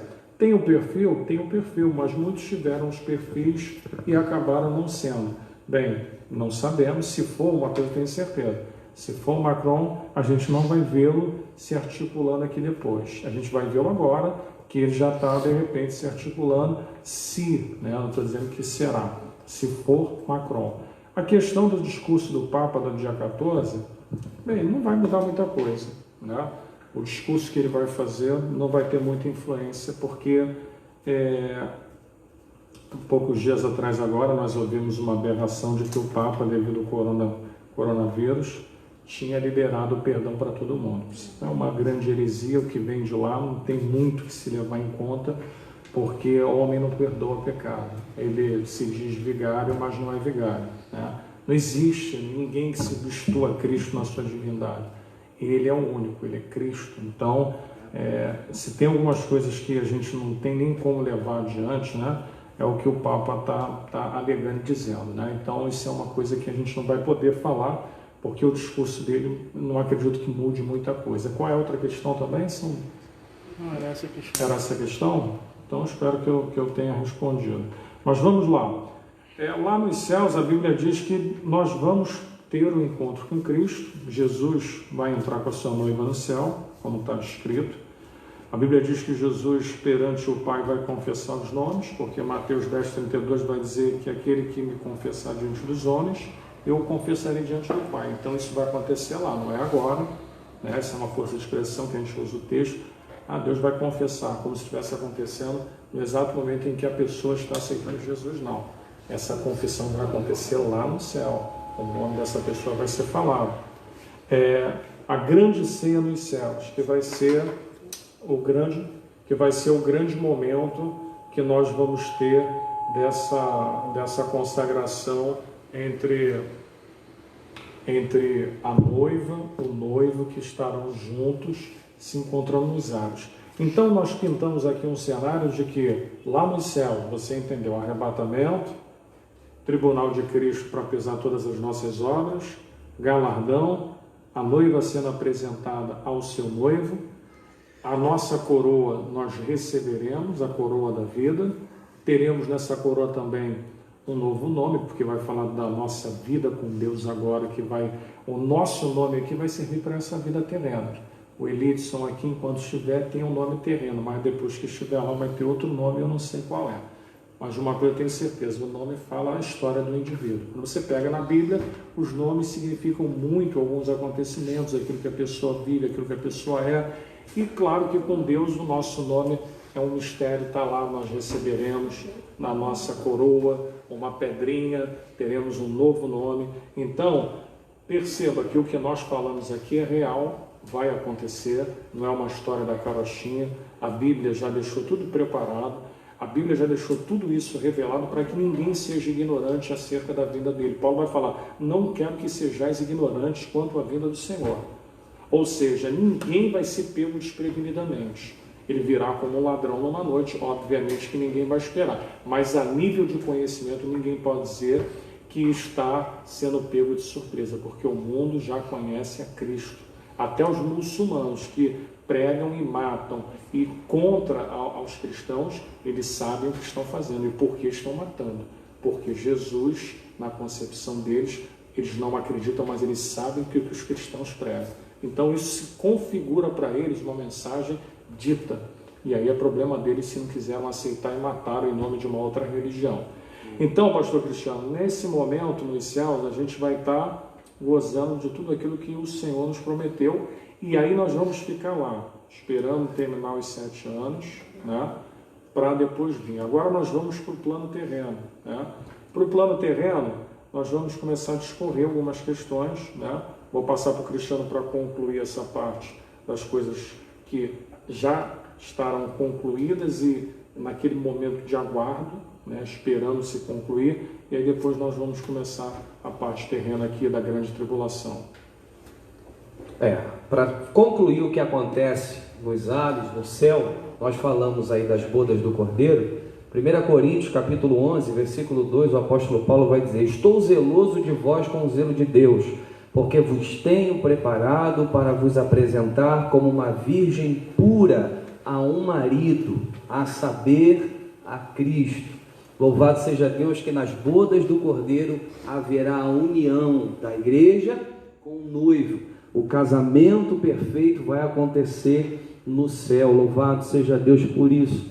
Então nós devemos nos preparar para esse grande dia. Apocalipse 19:7 diz: regozijemo-nos e alegremo-nos e demo-lhes glória, porque vindas são as bodas do Cordeiro e já a sua esposa se aprontou. O interessante é que nós vamos observar os sinais ditos ali em Mateus 24, Mateus 25 e outros livros da Bíblia, mas o mais importante disso tudo é estarmos preparados. É a noiva do Cordeiro está vestida de linho fino, sem mácula, sem ruga, sem mancha, com candeias acesas, como diz a parábola de Mateus 25. Eram 10 virgens, 5 loucas e 5 prudentes. As 10 estavam no mesmo contexto, só que as 5 prudentes levaram azeite na botija e tinham azeite reserva. As loucas só levaram o azeite da botija, até que acabou o azeite. Elas pediram às prudentes, elas não puderam ceder para não ficar sem. E aí quando elas foram comprar, veio o noivo, elas entraram nas bodas do Cordeiro e as outras ficaram de fora. Então não pode faltar azeite na nossa botija. Devemos estar preparados, ataviados, adornados e preparados para esse grande dia que haverá consumação desse grande casamento. E nesse evento todos os santos estarão presentes. Lembra do Evangelho de Mateus, capítulo 8, versículo 11? Jesus vai dizer que muitos do Oriente e do Ocidente virão assentar-se à mesa com Abraão, Isaac e Jacó. Ou seja, estaremos todos reunidos do Oriente e do Ocidente. Louvado seja Deus por isso. Então o papel da igreja, além de observar os sinais, é se aprontar para aquele grande dia das bodas do Cordeiro que nos esperam, para que sejamos arrebatados, para que sejamos levados e não sejamos deixados para o período da grande tribulação, que não é preparado para a igreja, mas preparado especificamente para remir Israel e para trazer juízo às nações. Louvado seja Deus por isso. E nós vamos agora nos voltar para as questões da terra também, como grande tribulação, o anticristo. Nós vamos abrir mais esse assunto e você vai participando, vai colocando sua opinião e vai compartilhando essa live em nome de Jesus. Tem uma movimentação santa acontecendo aqui agora. O microfone já deu um pane aqui, mas vocês estão ouvindo a gente. Se não estiver ouvindo, manda uma mensagem que a gente está aqui com o celular na mão acompanhando todos. Deu uma pane aqui, irmão. Oh, meu Deus. Mas voltou aqui, louvado seja o nome do Senhor. O importante é que vocês estão vendo aí, vocês estão ouvindo bem. Dá um sinal para a gente aqui, para saber se está tudo certo. Eu acredito que eles estejam ouvindo, independente do microfone aqui. Amém, irmão? Ô, glória. Louvado seja o nome do Senhor. A gente teve aqui um problema técnico que acontece mesmo, né? Mas o importante é que nós não vamos deixar a nossa toada aqui e continuarmos falando. Já melhorou. Meus irmãos, então vamos lá. Nós vamos agora para o período da grande tribulação aqui na terra, né?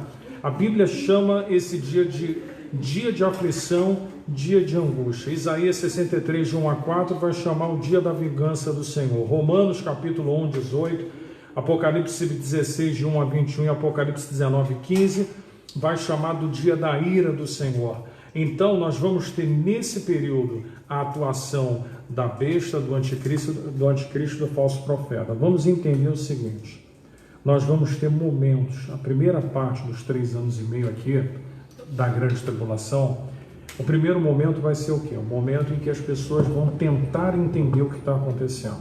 Por quê? Porque o arrebatamento, a palavra original é rápido. As pessoas vão ser raptadas e as pessoas vão ficar ensandecidas sem saber o que aconteceu, o que está acontecendo. Então virá muitos homens que vão tentar explicar, cientistas, pessoas que acreditam em teorias de OVNIs e uma série de outras coisas mais. O mundo vai estar em alvoroço. Quem ficou aqui afastado saberá que mesmo sem o Espírito Santo estando aqui na terra com a igreja e tendo o conhecimento natural, saberá que houve o fenômeno do arrebatamento, né? E isso se dará de uma maneira mundial. As pessoas, elas vão estar aqui nessa vida sem o Espírito Santo, né? É bom que se diga, como o pastor Cristiano falou, dos 144 mil, fala de um número, e eu penso que é um número bem irrisório para a salvação, muito pequeno, né? É um grupo específico. Haverão pessoas que Apocalipse capítulo 6 vai dizer que foram degolados pelo amor à palavra, são pessoas que na grande tribulação também vão morrer sangue por sangue, como a gente fala, né? Até porque vamos entender e botar os pingos nos is. Quem foi arrebatado tem um mérito. Ele foi salvo, foi arrebatado na primeira ressurreição. A Bíblia fala da segunda ressurreição lá na frente. Algumas pessoas acreditam em 3 ressurreições, que seria a primeira, para nós, que a Bíblia diz, a segunda, que está lá no juízo do trono branco, que é para o ímpio, que a Bíblia diz, e as pessoas especulam que no período que houver a grande tribulação, que as pessoas morrerem ali em algum momento, essas pessoas, ou depois do milênio, ou antes do milênio, serão ressuscitadas. Isso é uma especulação, é uma teoria para tentar explicar para onde essas pessoas que morrem, que já estão no trono de Deus, em que momento elas vão ter o seu corpo, no caso, né? Porque morreram. Imagine que na grande tribulação muitas pessoas vão ser torturadas e decapitadas, como é que essa pessoa vai voltar a ter o corpo dela? Vai ter que ter algum corpo, né? Então nós entendemos que em algum momento isso vai acontecer dentro desse período. Então, a primeira parte, o anticristo aí sim, ele vai estar como um homem, que a Bíblia fala, um homem eloquente, um homem articulador, e aí se é Macron ou se é outro nós não sabemos, mas que vai ser um cara que vai ser bem para esse tempo, vai ser um cara da área da política, da área filosófica, da área social, da área das humanas, vai ser um cara que vai ter uma articulação muito boa, ele vai conseguir unir, ele vai conseguir trazer uma falsa paz, ele vai conseguir trazer uma paz que vai ter prazo, a paz que ele vai trazer tem prazo, os primeiros 3 anos e meio. A paz que ele vai trazer é porque ele vai ter um propósito de unificar ele. Quando o pastor Cristiano fala que por um tempo Israel vai adorá-lo e depois que compreender o que está acontecendo vai se arrepender, é porque a sede de tudo isso é de maneira afrontosa, vai ser lá na Terra Santa. Aonde será a sede do seu governo, isso é proposital. O diabo ele sempre quis imitar Deus desde a época da eternidade. Não vai ser diferente aqui na terra. Ele vai querer ser aclamado aqui na terra, justamente na terra onde o povo de Deus, da onde tudo se inicia, e ele vai querer ser venerado. Antes da gente continuar, o diácono André tem uma pergunta em cima do tema aí. Vamos responder a pergunta. Pergunta do nosso jovem irmão Davi Machete. O que está acontecendo é a ira do Senhor? O que está acontecendo agora não se configura como o dia da ira, porque o dia da ira tem a ver com a grande tribulação. O que se configura agora, nesses tempos, é que nós estamos vivendo uma época em que o pecado ele já se conflagrou de uma maneira que, se a gente for colocar um termômetro, como isso tem chegado a Deus, vamos usar uma linguagem do Velho Testamento, como Deus tem sentido isso como uma oferta. Vamos supor que tudo isso que o mundo tem produzido tem chegado às narinas de Deus como odores ruins. Eu penso que nós já estamos no limite. Eu penso que o limite está entre o juízo, efetivamente começando a grande tribulação, e Deus está ainda suportando essas questões. Eu não sei até quando Deus vai suportar. Eu só sei de uma coisa, eu acho que não houve outra geração igual a que nós estamos vivendo. A Bíblia diz que seria como nos dias de Noé, comiam, bebiam e davam-se em casamento, mas hoje não faz só o que se faz nos dias de Noé. Hoje a coisa é muito pior. Hoje nós temos estupro dentro de casa de um pai que comete com uma filha, que isso é bizarro. Nós temos na nossa Constituição brasileira um projeto de lei que se o pai quiser casar com a filha, ele vai poder casar. Isso é um absurdo. Isso são valores invertidos. Então, por isso que Isaías fala, vai chegar uma época que as pessoas vão chamar o certo de errado e o errado de certo. O bom vai passar a ser ruim e o ruim vai passar a ser bom. Então, respondendo ao Davi, vamos dizer que o que a gente está vendo agora seja ainda consequências, não o dia da ira. O dia da ira é um dia específico. Esse dia predito na Bíblia vai acontecer. E eu vou dizer uma coisa para você, quando o dia da ira chegar, a Bíblia diz que existe um cálice no céu enchendo. E quando ele transbordar, isso quer dizer que a ira começou. O cálice, ao se transbordar, é uma linguagem figurada. É porque Deus vai derramar sobre essa terra a sua ira como o mundo nunca conheceu. Entenda que Jesus está agora como advogado, como salvador, como uma pessoa que está aqui sempre demonstrando a sua graça e amor. Mas, quando ele vier, ele vai ser juiz, e o juiz vai julgar com leis duras, porque a Bíblia prediz já que as pessoas que passarem pela grande tribulação vão sofrer, e olha que vão sofrer. A gente não vai ter tempo de destrinchar as 7 taças, a gente não vai ter tempo de destrinchar aqui as 7 trombetas, mas todos sabem e que já leram que os acontecimentos serão terríveis. Pode ler, o diácono André tem mais uma pergunta. Mais uma jovem da nossa igreja participando, Vitória Araújo, ela pergunta, o senhor chegou a responder algo sobre essa pergunta dela, mas ficou alguma dúvida. O anticristo vai aparecer só quando a gente for arrebatado? Aí ela completa aqui, tem muitas rádios falando que o anticristo já está em Israel. Bem, cada um fala aquilo que acredita, né? As pessoas acreditam que o anticristo já está em Israel, mas o anticristo não pode estar agora em Israel personificado e assumindo a forma de anticristo. Anticristo tem muitos pelo mundo. Anticristo é tudo aquele que se opõe a Cristo. Então nós temos no mundo vários anticristos.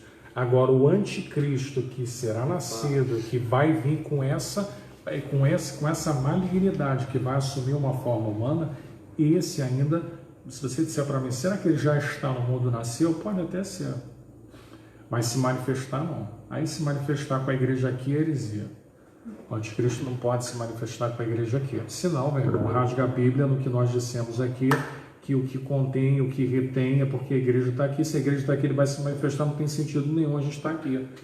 Porque senão a Bíblia, ela vai ser o quê? A Bíblia disse uma coisa quando chega a outra, aí alguém está falando alguma inverdade. Eu, como a Bíblia fala, seja sempre Deus verdadeiro e o homem mentiroso, então vou me apoiar de que algumas fábulas, algumas coisas meio que as pessoas tentam ser um pouco sensacionalistas, né? Sensacionalistas em dizerem que o anticristo já está manifestado é uma coisa, se ele já existe eu não sei. Manifestado não, como o anticristo que a Bíblia fala, não, como uma oposição ao anticristo natural, sim, o que mais tem anticristo na Terra. E tivemos aí, pastor, fortes candidatos aí ao posto de anticristo, como Stalin, como Hitler. Então nós percebemos aí que muitos homens poderiam ocupar esse cargo de anticristo. Mas o que tem detido, né, a manifestação desse anticristo, voltamos a dizer, é o Espírito Santo por meio da igreja que permanece aqui como sal da terra, como luz do mundo.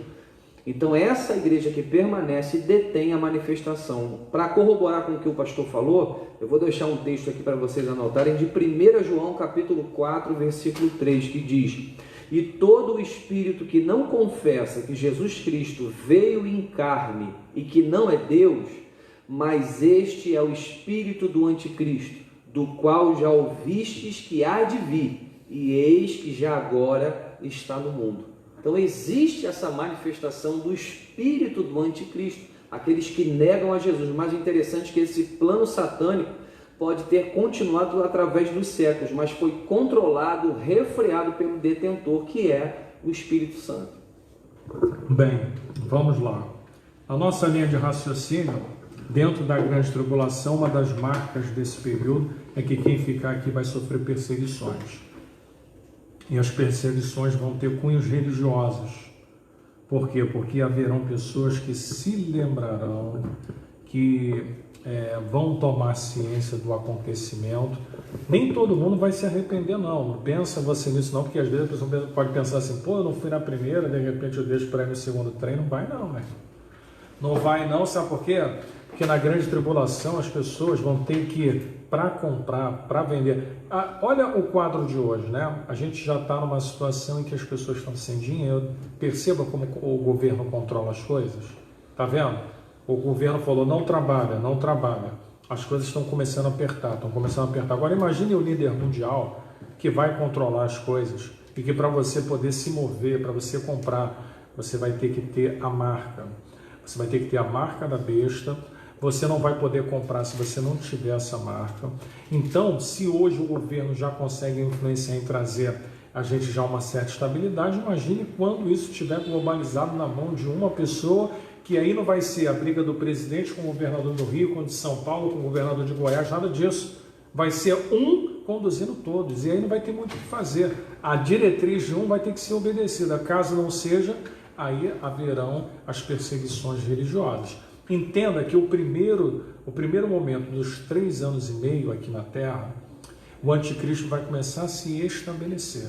Ele vai começar a normatizar algumas coisas. Ele precisa primeiro fazer um controle, para que depois então ele se mostre como ele é. Então os 3 anos e meio é tentando unificar, é tentando se valer da tecnologia, é tentando formar alianças, é tentando de alguma forma construir o alicerce para que no segundo período, e aí meus irmãos, o segundo período não é só a ação do anticristo sobre a terra, porque Deus vai permitir que as piores coisas aconteçam nessa segunda parte.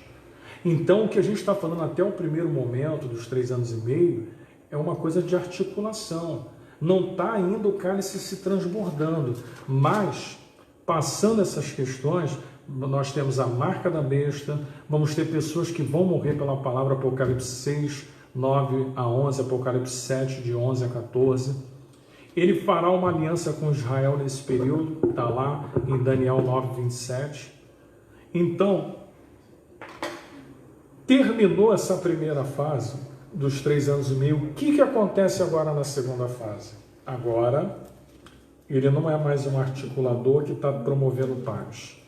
Agora ele é o anticristo, que vai se revelar com toda a sua fúria, que vai pesar a mão sobre aqueles que se opõem, que vai formar um exército a ele aliado, que depois nós teremos a batalha do Armagedon. Nesse momento Deus começa a tirar os selos.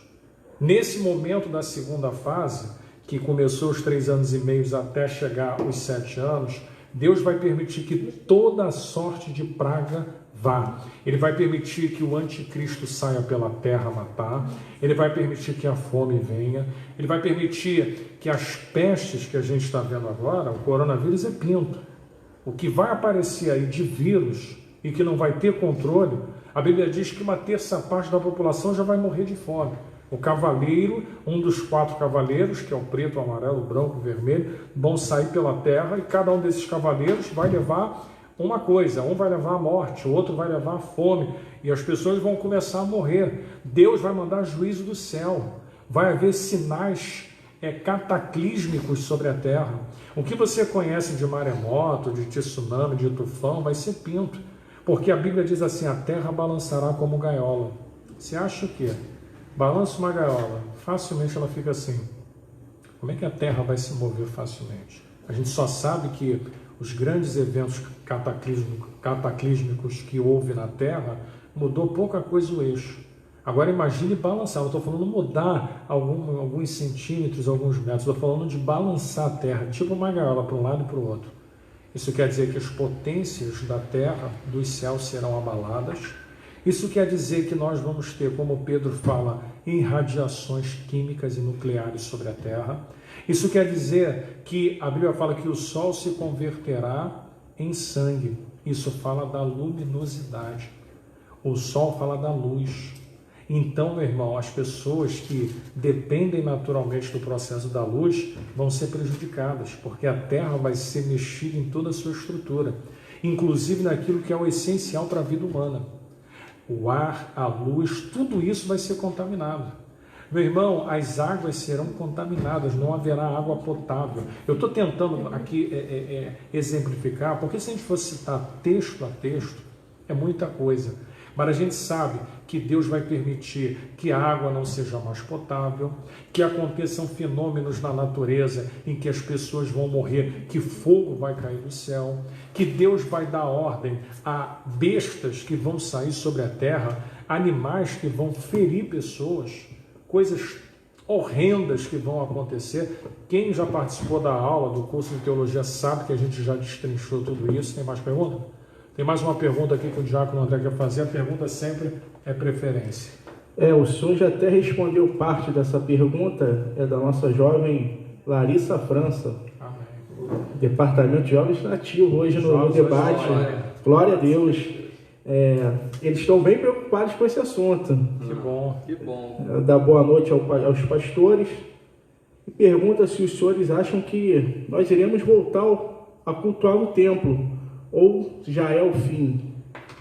Bem, a gente não pode, diante do que está acontecendo, afirmar que é o fim e a gente não voltará mais a cultuar no templo. Muito provavelmente, se Jesus não voltar, nós voltaremos a cultuar no templo sim. Eu não posso afirmar com 100% de certeza, porque eu não sei o dia de amanhã. Mas se Jesus não vier, e dentro de um processo natural desse vírus que está se espalhando, daqui a pouco ele vai ter uma curva que ele vai descender, ele vai baixar, e vai ter uma hora que não vai dar para segurar tantos decretos para mandar o povo ficar em casa, porque não vai ter economia, dinheiro que segure o país, o Estado e saúde. Para ter saúde tem que ter trabalho. Então vai chegar uma hora que inevitavelmente a gente vai voltar a cultuar, e espero que o mais breve possível, porque uma coisa a gente está falando aqui, vocês estão participando, graças a Deus vocês estão com a gente aí, Mas outra coisa é a gente poder estar olhando um para o outro, poder abraçar, poder estar aqui e não pode se dar um abraço. A gente está aqui, né, no amor, a gente está aqui porque a gente gosta de fazer isso, mas vai chegar uma hora que a gente vai entrar na casa de Deus. Espero que Deus nos permita pelo menos esse período que a gente entre, se abraça, faça um culto aqui de louvor a Deus. Eu acho que o nosso primeiro culto que todos estarão aqui vai ser um culto de ações de graça. Vai ser o culto do abraço, a unção do abraço. Em vez de ser a unção do sorriso, que o pessoal cai sorrindo, vai ser a unção do abraço. A gente vai se abraçar e vai ser só abraços. Então, respondendo a minha irmã, espero que a gente consiga estar na casa do Senhor. Jonas vai dizer, dentro do ventre da baleia, o pedido que ele faz é que ele queria estar novamente nos atos. E Deus respondeu a sua oração, permitindo que ele voltasse e vivesse novamente as questões normais.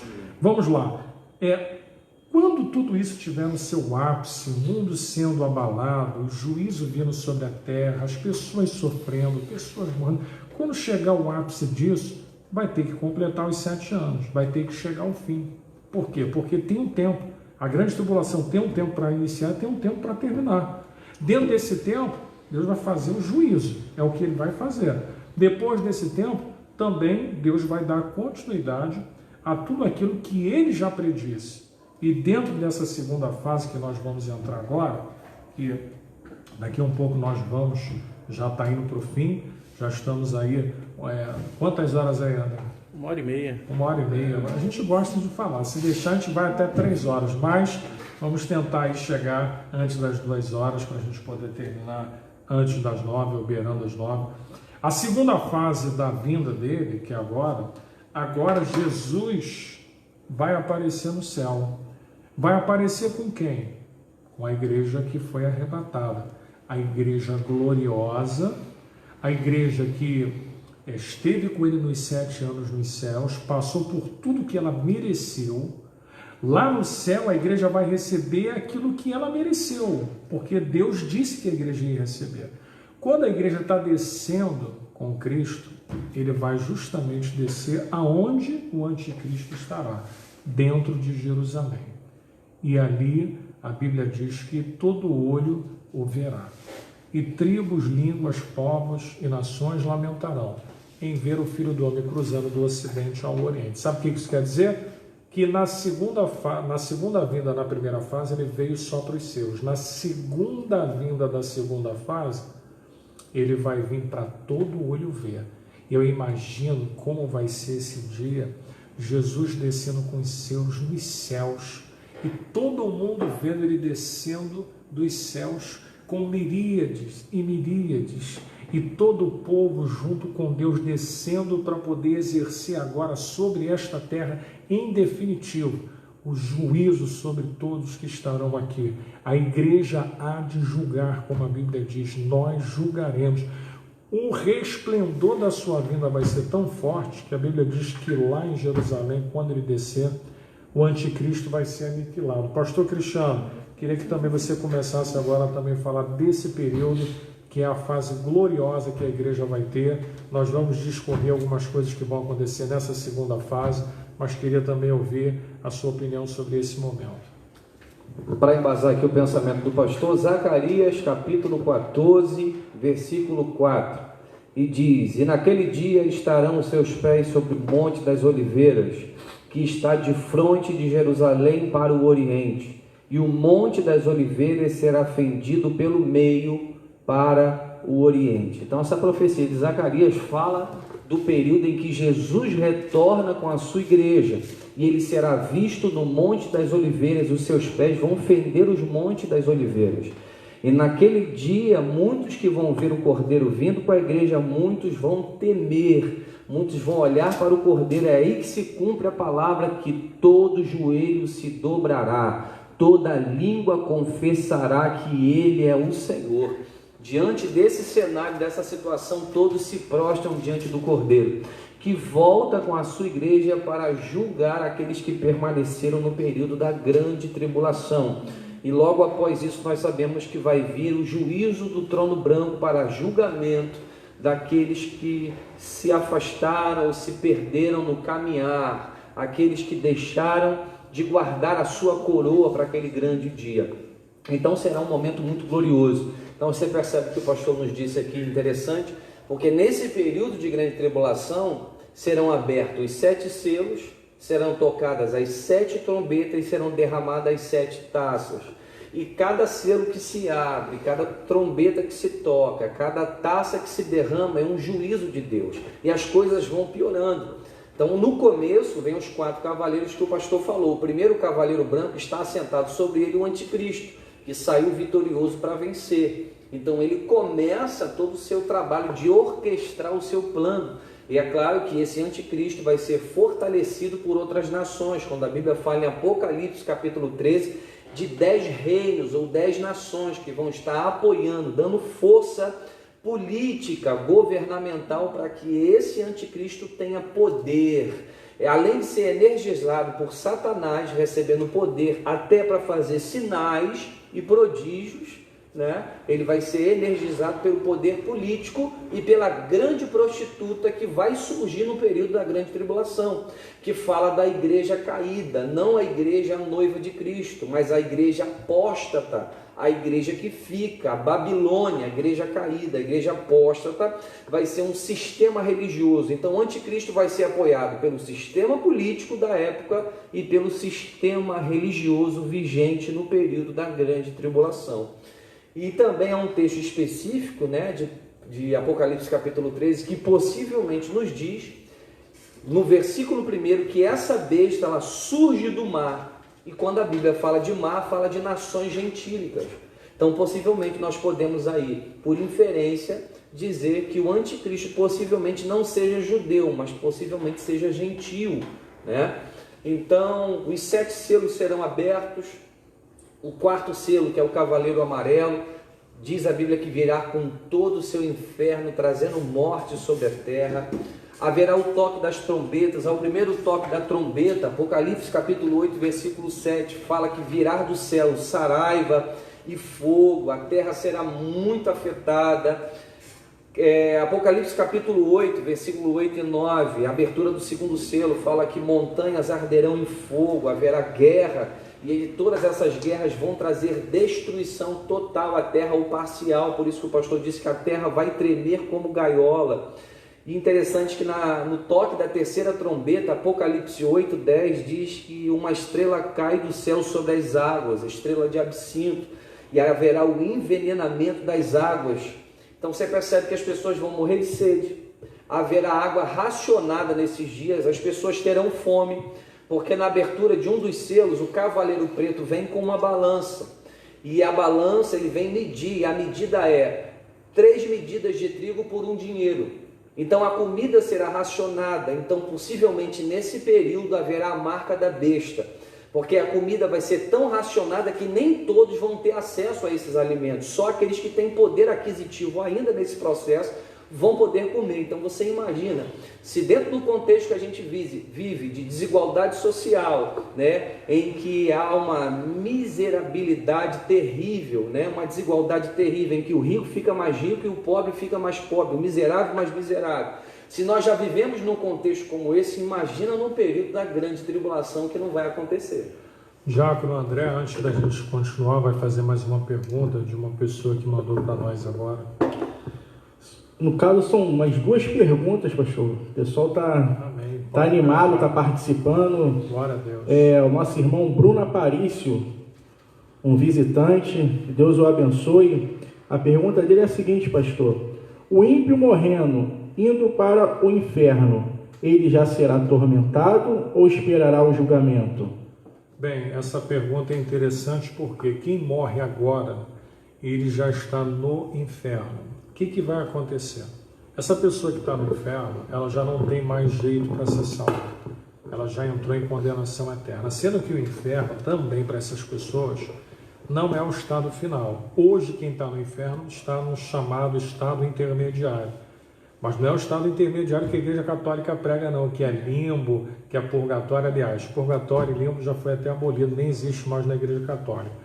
Mas assim, para você entender a questão, é que quem morre hoje já está no inferno, já está em perdição. A questão é que na segunda ressurreição, e a Bíblia diz lá em Apocalipse capítulo 20, a partir do versículo, se eu não me engano, 10 em diante, lá para o 15, se eu não me engano, vai dizer o seguinte: bem-aventurados são aqueles que não têm parte na segunda morte, porque esses entrarão na vida. Por quê? Porque quem vai participar da segunda morte são os ímpios, que vão ressurgir agora para receberem o quê? Se nós vamos ressurgir na primeira para receber galardões, eles vão receber alguma coisa além do que eles já estão sofrendo. A gente sabe que o inferno vai ser lançado no lago de fogo e enxofre. Entretanto, não é só estar no inferno. A Bíblia dá algumas situações que estarão acontecendo lá. Os bichos vão entrar e sair pelo corpo, né? Os vermes, como a Bíblia fala. A Bíblia também diz que quem está no inferno, todos os terminais de dor que há no corpo, que nós temos agora, que nós sentimos dor no pé, sentimos dor em partes do corpo, eles vão estar plenamente ativos, em toda a sua plenitude. Todos os sentidos vão estar muito aguçados. Então essa pessoa vai sofrer muito, ela já está sofrendo. Quem está lá agora está sofrendo muito. E quando ressurgir para a condenação eterna, a pior coisa é você saber que você vai estar diante daquele que criou tudo. Todo joelho se dobrará, isso é uma palavra profética. O ímpio vai ter que se dobrar, mas ele não tem mais salvação. Então ele vai ser lançado no lago de fogo e enxofre, que é o fim de todas as coisas. Infelizmente, meu irmão, quem morre agora e está no inferno já não tem mais jeito, já não tem mais salvação. Hebreus 9, 27, ao homem está ordenado morrer uma vez só, vindo a morte, acabou. Segue-se o juízo. Por isso que nós temos que pregar em tempo e fora de tempo, porque uma alma vale muito. Se essa pessoa morre sem salvação, não tem como ela recuperar depois da morte. Mais uma pergunta da nossa irmã, nossa jovem Larissa França. Pastor, iremos ver a face de Cristo quando chegarmos lá no céu? Sim. Bem, pensa que no céu quem vai estar lá? Não pode ser outro a não ser... Tem um momento interessante em João capítulo 13, está Pedro, João e Jesus. Aí você vai ver que Pedro sabia que João tinha mais intimidade. João estava lá reclinado no peito de Jesus. Pedro falou assim, pergunta para ele. Meu irmão, se naturalmente a gente vai perceber que Pedro compreendeu o que estava acontecendo ali da intimidade, porque Jesus estava ali e João era íntimo, imagina o que vai acontecer quando a gente chegar no céu. O que está nos esperando no céu, meu irmão?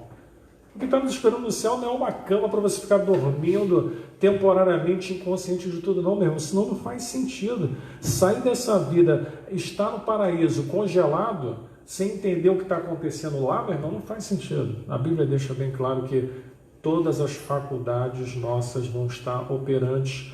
Entenda uma coisa, uma é a glória do corpo terrestre e outra do corpo celeste. A Bíblia diz que nem carne nem sangue herdarão o reino, natureza humana.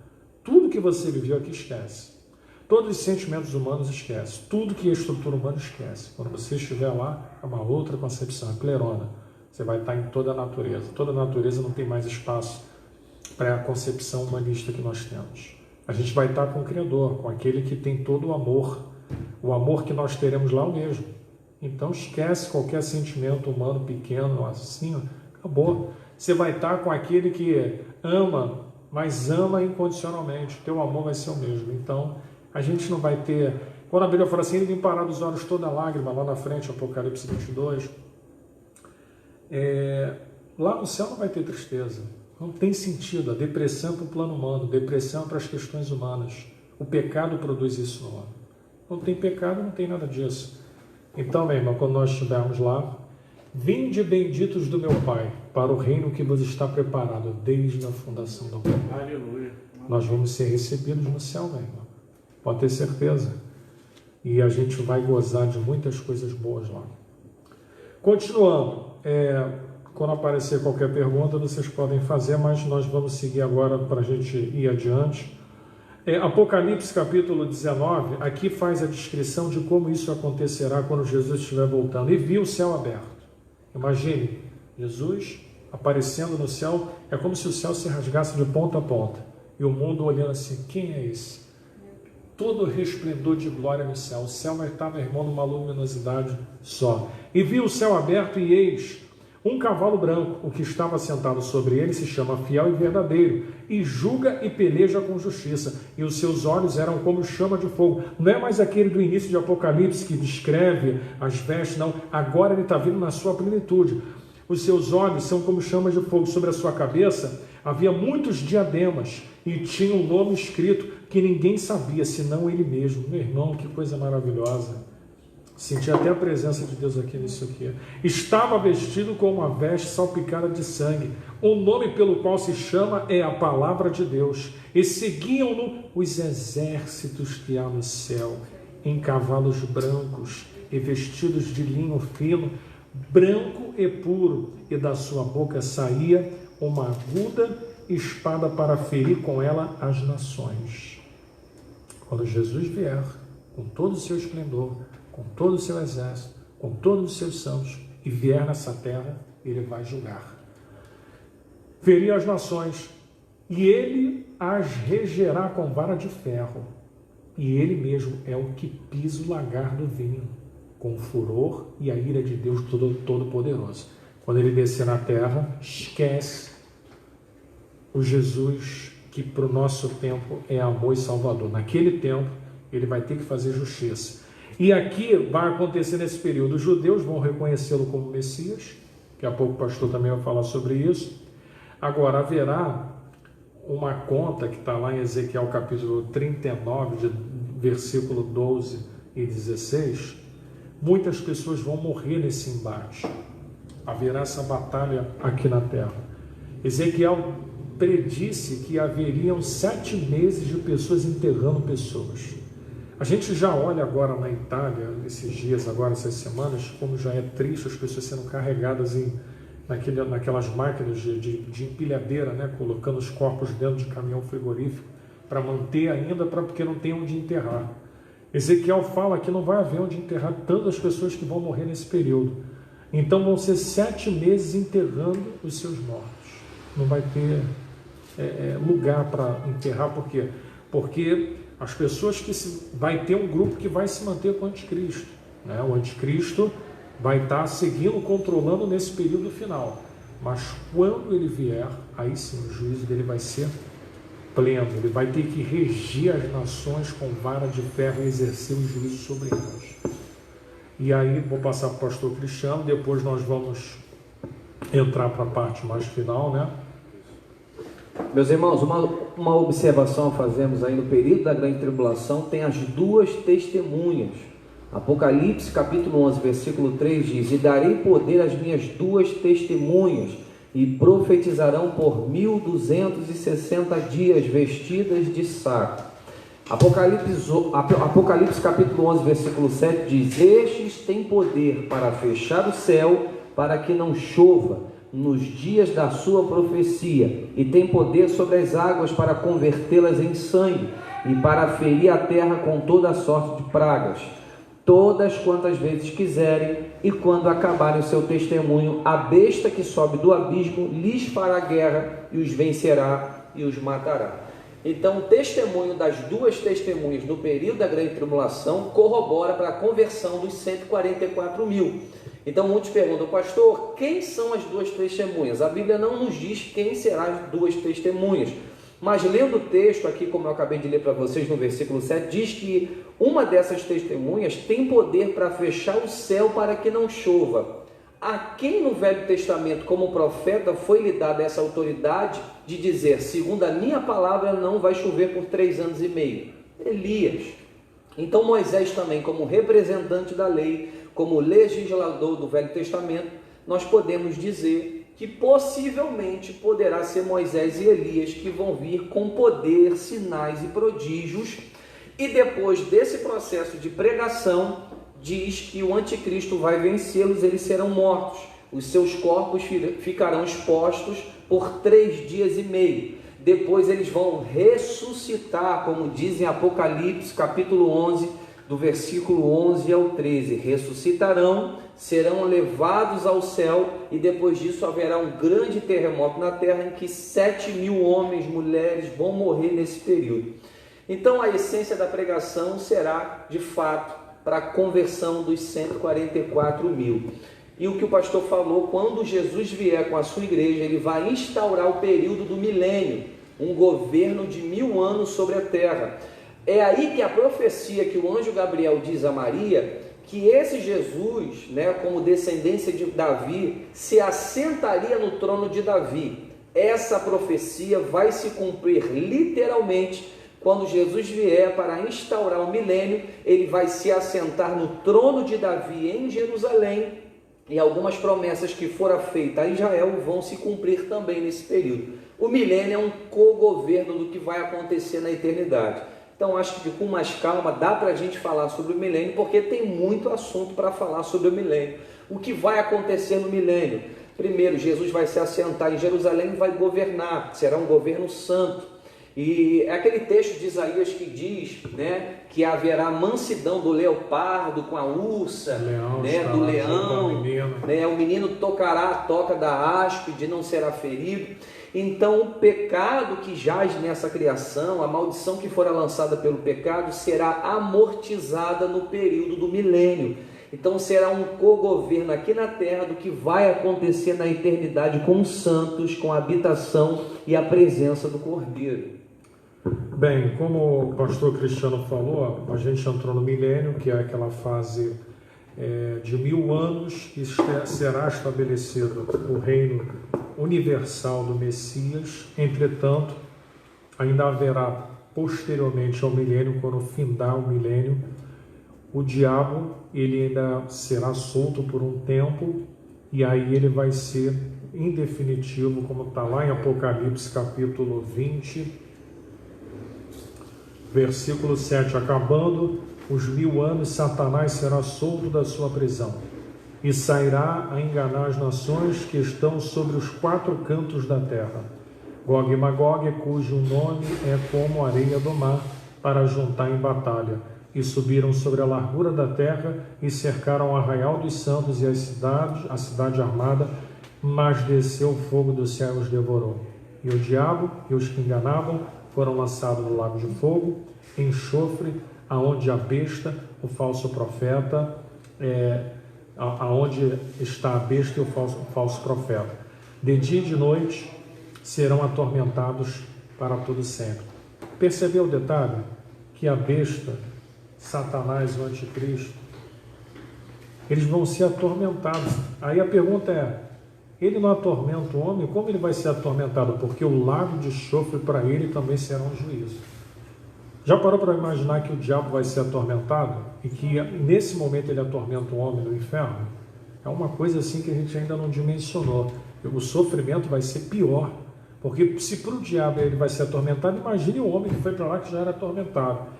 Aí, versículo 11, que é o que a gente vai agora indo para o fim, o trono branco, Apocalipse capítulo 20, versículo 4, e depois eu vou falar o versículo 11. Ele vai dizer assim, e vi tronos, e assentaram-se sobre eles aqueles que foi dado o poder de julgar. E vi a alma daqueles que foram degolados pelo testemunho de Jesus, pela a palavra de Deus, e não adoraram a besta e nem a sua imagem, e receberam sinal não receberam sinal nem na testa nem na mão, e viveram e reinaram com Cristo 1000 anos. Aliás, versículo 11. E vi o grande trono branco, ali foram outros tronos, e vi o grande trono branco, e o que estava sentado sobre ele, cuja presença fugiu a terra e o céu, e não se achou lugar para eles. E vi mortos, grandes e pequenos, e todos estavam diante do trono, e abriram-se os livros, e abriu-se outro livro, que é o da vida, e os mortos foram julgados pelas coisas que estavam escritas nos livros, segundo as suas obras. E deu o mar aos mortos que nele havia, e a morte e o inferno, perceba, a morte e o inferno vão devolver quem estava no inferno, os que ainda estavam detidos pela morte no período também da grande tribulação. Quem estava no inferno foi levado. Quem estava na grande tribulação, eu não vou entrar nesse mérito, né, porque quem morre agora já está no inferno. Na grande tribulação tem pessoas que ainda vão passar e não morrerão. Depois, lá na frente, o fogo as devorará. Essas pessoas vão ter que ser devolvidas no final, né? Diferentemente, quando a gente fala do inferno que vai ser devolvido para juízo. Mas a morte dessas pessoas no finalzinho, depois do milênio, vai ter que devolver essas pessoas também. Por quê? Porque ele é o momento derradeiro, é o momento que elas já vão direto para o juízo. Então nós vamos ter, por isso que a Bíblia especifica bem, a morte e o inferno fazendo as suas devoluções. A morte, ela é uma serva e sempre serviu a Deus para agir a favor, porque a morte, meu irmão, ela, para nós um dia virá, porque o pecado produziu isso. Então, desde que o homem pecou, Deus falou, o homem para não comer, comeu. A morte veio de quem? A morte veio como juízo. Então, a morte um dia vai ter que também entregar, e ela vai entregar nesse período, e o inferno vai devolver os que já estão lá, também há bastante tempo, vi grandes e pequenos, porque se refere a isso. A morte e o inferno foram lançadas no lago de fogo. Esta é a segunda morte. Aquele que não foi achado escrito no livro da vida, foi lançado no lago de fogo. O que vai acontecer nas vezes do trono branco? Não é mais para o cristão. Achado no livro da vida é porque não tem a ver com a nossa conferência, tem a ver que quando for aberto os livros e o livro da vida, livros fala do quê? Salmo 139, a Bíblia vai falar assim sobre Davi: e na sua fase informe, o Senhor tinha escrito toda a minha vida. A nossa vida, ela é computada. Tudo que você faz aqui nessa vida, bom ou mal, está lá tudo registrado. Nesse grande dia, não vai ficar dúvida. Por quê? Porque o juiz só julga o quê? Em cima da lei. Ele não pode ser injusto. E ele também tem que dar o direito de provar. Está aqui, ó. Você não está aqui, ó. Você não foi merecedor. Você não pode entrar. E está diante do livro do que ele fez, e também no livro da vida o nome dele não se encontra. Então não vai ter outro processo a não ser a pessoa receber a punição. Bem, a gente está chegando ao fim, chegando às considerações finais. Eu espero que você tenha compreendido um pouco, porque o tema, se a gente fosse destrinchá-lo ponto a ponto, versículo por versículo, não seriam 2 horas, seriam 4, 5 horas, porque é muita coisa. A gente tentou resumir, já batendo 2 horas. Então vou passar para o pastor Cristiano fazer essas considerações finais, a gente vai fazer e vai terminar. Espero que tenha tirado dúvida. Tem mais alguma pergunta para fechar? Terminou. Meu irmão, muito obrigado. Espera só mais uns minutinhos, o pastor Cristiano vai fazer aqui as suas considerações, eu vou encerrar e nós agradecemos a participação de vocês. Meus irmãos, foi muito bom estar com vocês essa noite. Louvado seja Deus pelo tema que foi escolhido. Espero que com esse tema nós tenhamos edificado a vida de vocês por meio da palavra e que isso venha nos preparar como igreja para que estejamos prontos a ouvir o soar da trombeta, a sermos arrebatados aos ares, a encontrar com o noivo. E eu agradeço a todos vocês, Deus abençoe a todos que participaram conosco, a todos que fizeram perguntas, a todos que nos acompanharam, que compartilharam a live. Deus te abençoe, Deus abençoe tua casa. Eu quero dar as minhas considerações finais, deixando o texto de Apocalipse, capítulo 21, a partir do versículo 1, que fala da consumação de todas as coisas. E diz assim: e vi um novo céu e uma nova terra, porque já o primeiro céu e a primeira terra passaram, e o mar já não existe. E eu, João, vi a cidade santa, a nova Jerusalém, que de Deus descia do céu, adereçada como uma esposa ataviada para o seu marido. E ouvi uma grande voz do céu que dizia: eis aqui o tabernáculo de Deus com os homens, pois com eles habitará, e eles serão o seu povo, e o mesmo Deus estará com eles, e será o seu Deus. E Deus limpará de seus olhos toda lágrima, não haverá mais morte, nem pranto, nem clamor, nem dor, porque já passadas. E o que estava sentado sobre o trono disse: eis que faço nova todas as coisas. E disse-me: escreve, porque essas palavras são verdadeiras e fiéis. Que o Senhor te abençoe nessa noite, em nome de Jesus. Meus irmãos, nós estamos chegando ao fim. Quero agradecer a presença de todos aqueles que estão nos visitando aqui, que estão participando, que mandaram perguntas, que participaram conosco. Deus abençoe vocês. Deus abençoe a todos os irmãos, a toda a igreja de Maum. Deus abençoe. Nós vamos disponibilizar esse conteúdo já a partir da segunda-feira no nosso canal no YouTube. Nós temos o canal lá. Se você colocar Metodista do Avivamento, já aparece. Caso de repente você tenha dificuldade, é só colocar o nome todo, Igreja Metodista do Avivamento Universal. Mas só botando Metodista do Avivamento já abre. Tem lá a palestra de saúde emocional que eu e o pastor Cristiano fizemos na semana passada. A partir de semana que vem vão estar todas lá. Por quê? Porque nós estamos no processo de edição, porque existem partes que são autorais que a gente precisa deixar tudo no esquema para poder disponibilizar lá. Mas segunda-feira, além desses cultos, além desses debates, nós vamos ter sempre uma palavra lá, todos os dias, para que você já possa acompanhar pela manhã e ao fim da noite. Então, Deus abençoe a todos vocês. Pastor, deixa eu aproveitar a oportunidade, o senhor falou do YouTube, da igreja também. Vai lá no meu canal, PR, Pastor PR, Cristiano Fernandes. Tem várias palavras lá para edificar a sua vida. Vai lá no canal, curte o canal, compartilha lá as mensagens. Tem várias pregações que o Senhor tem nos dado lá na Igreja Irmão Metodista, em outras igrejas que nós temos ido pregar o Evangelho. Então vai lá, PR, Cristiano Fernandes, você vai achar um carequinha barbudo lá, curte lá, se inscreve no canal, que o Senhor te abençoe e te edifique através dessas mensagens. Meu irmão, estamos chegando ao fim, o Senhor te abençoe. Senhor, graças te damos, muito obrigado, que tenhamos uma boa noite, uma noite de sono de paz, uma noite do sono dos justos. Muito obrigado por esse momento, Pai, abençoe a todos, em nome de Jesus, amém. Deus abençoe.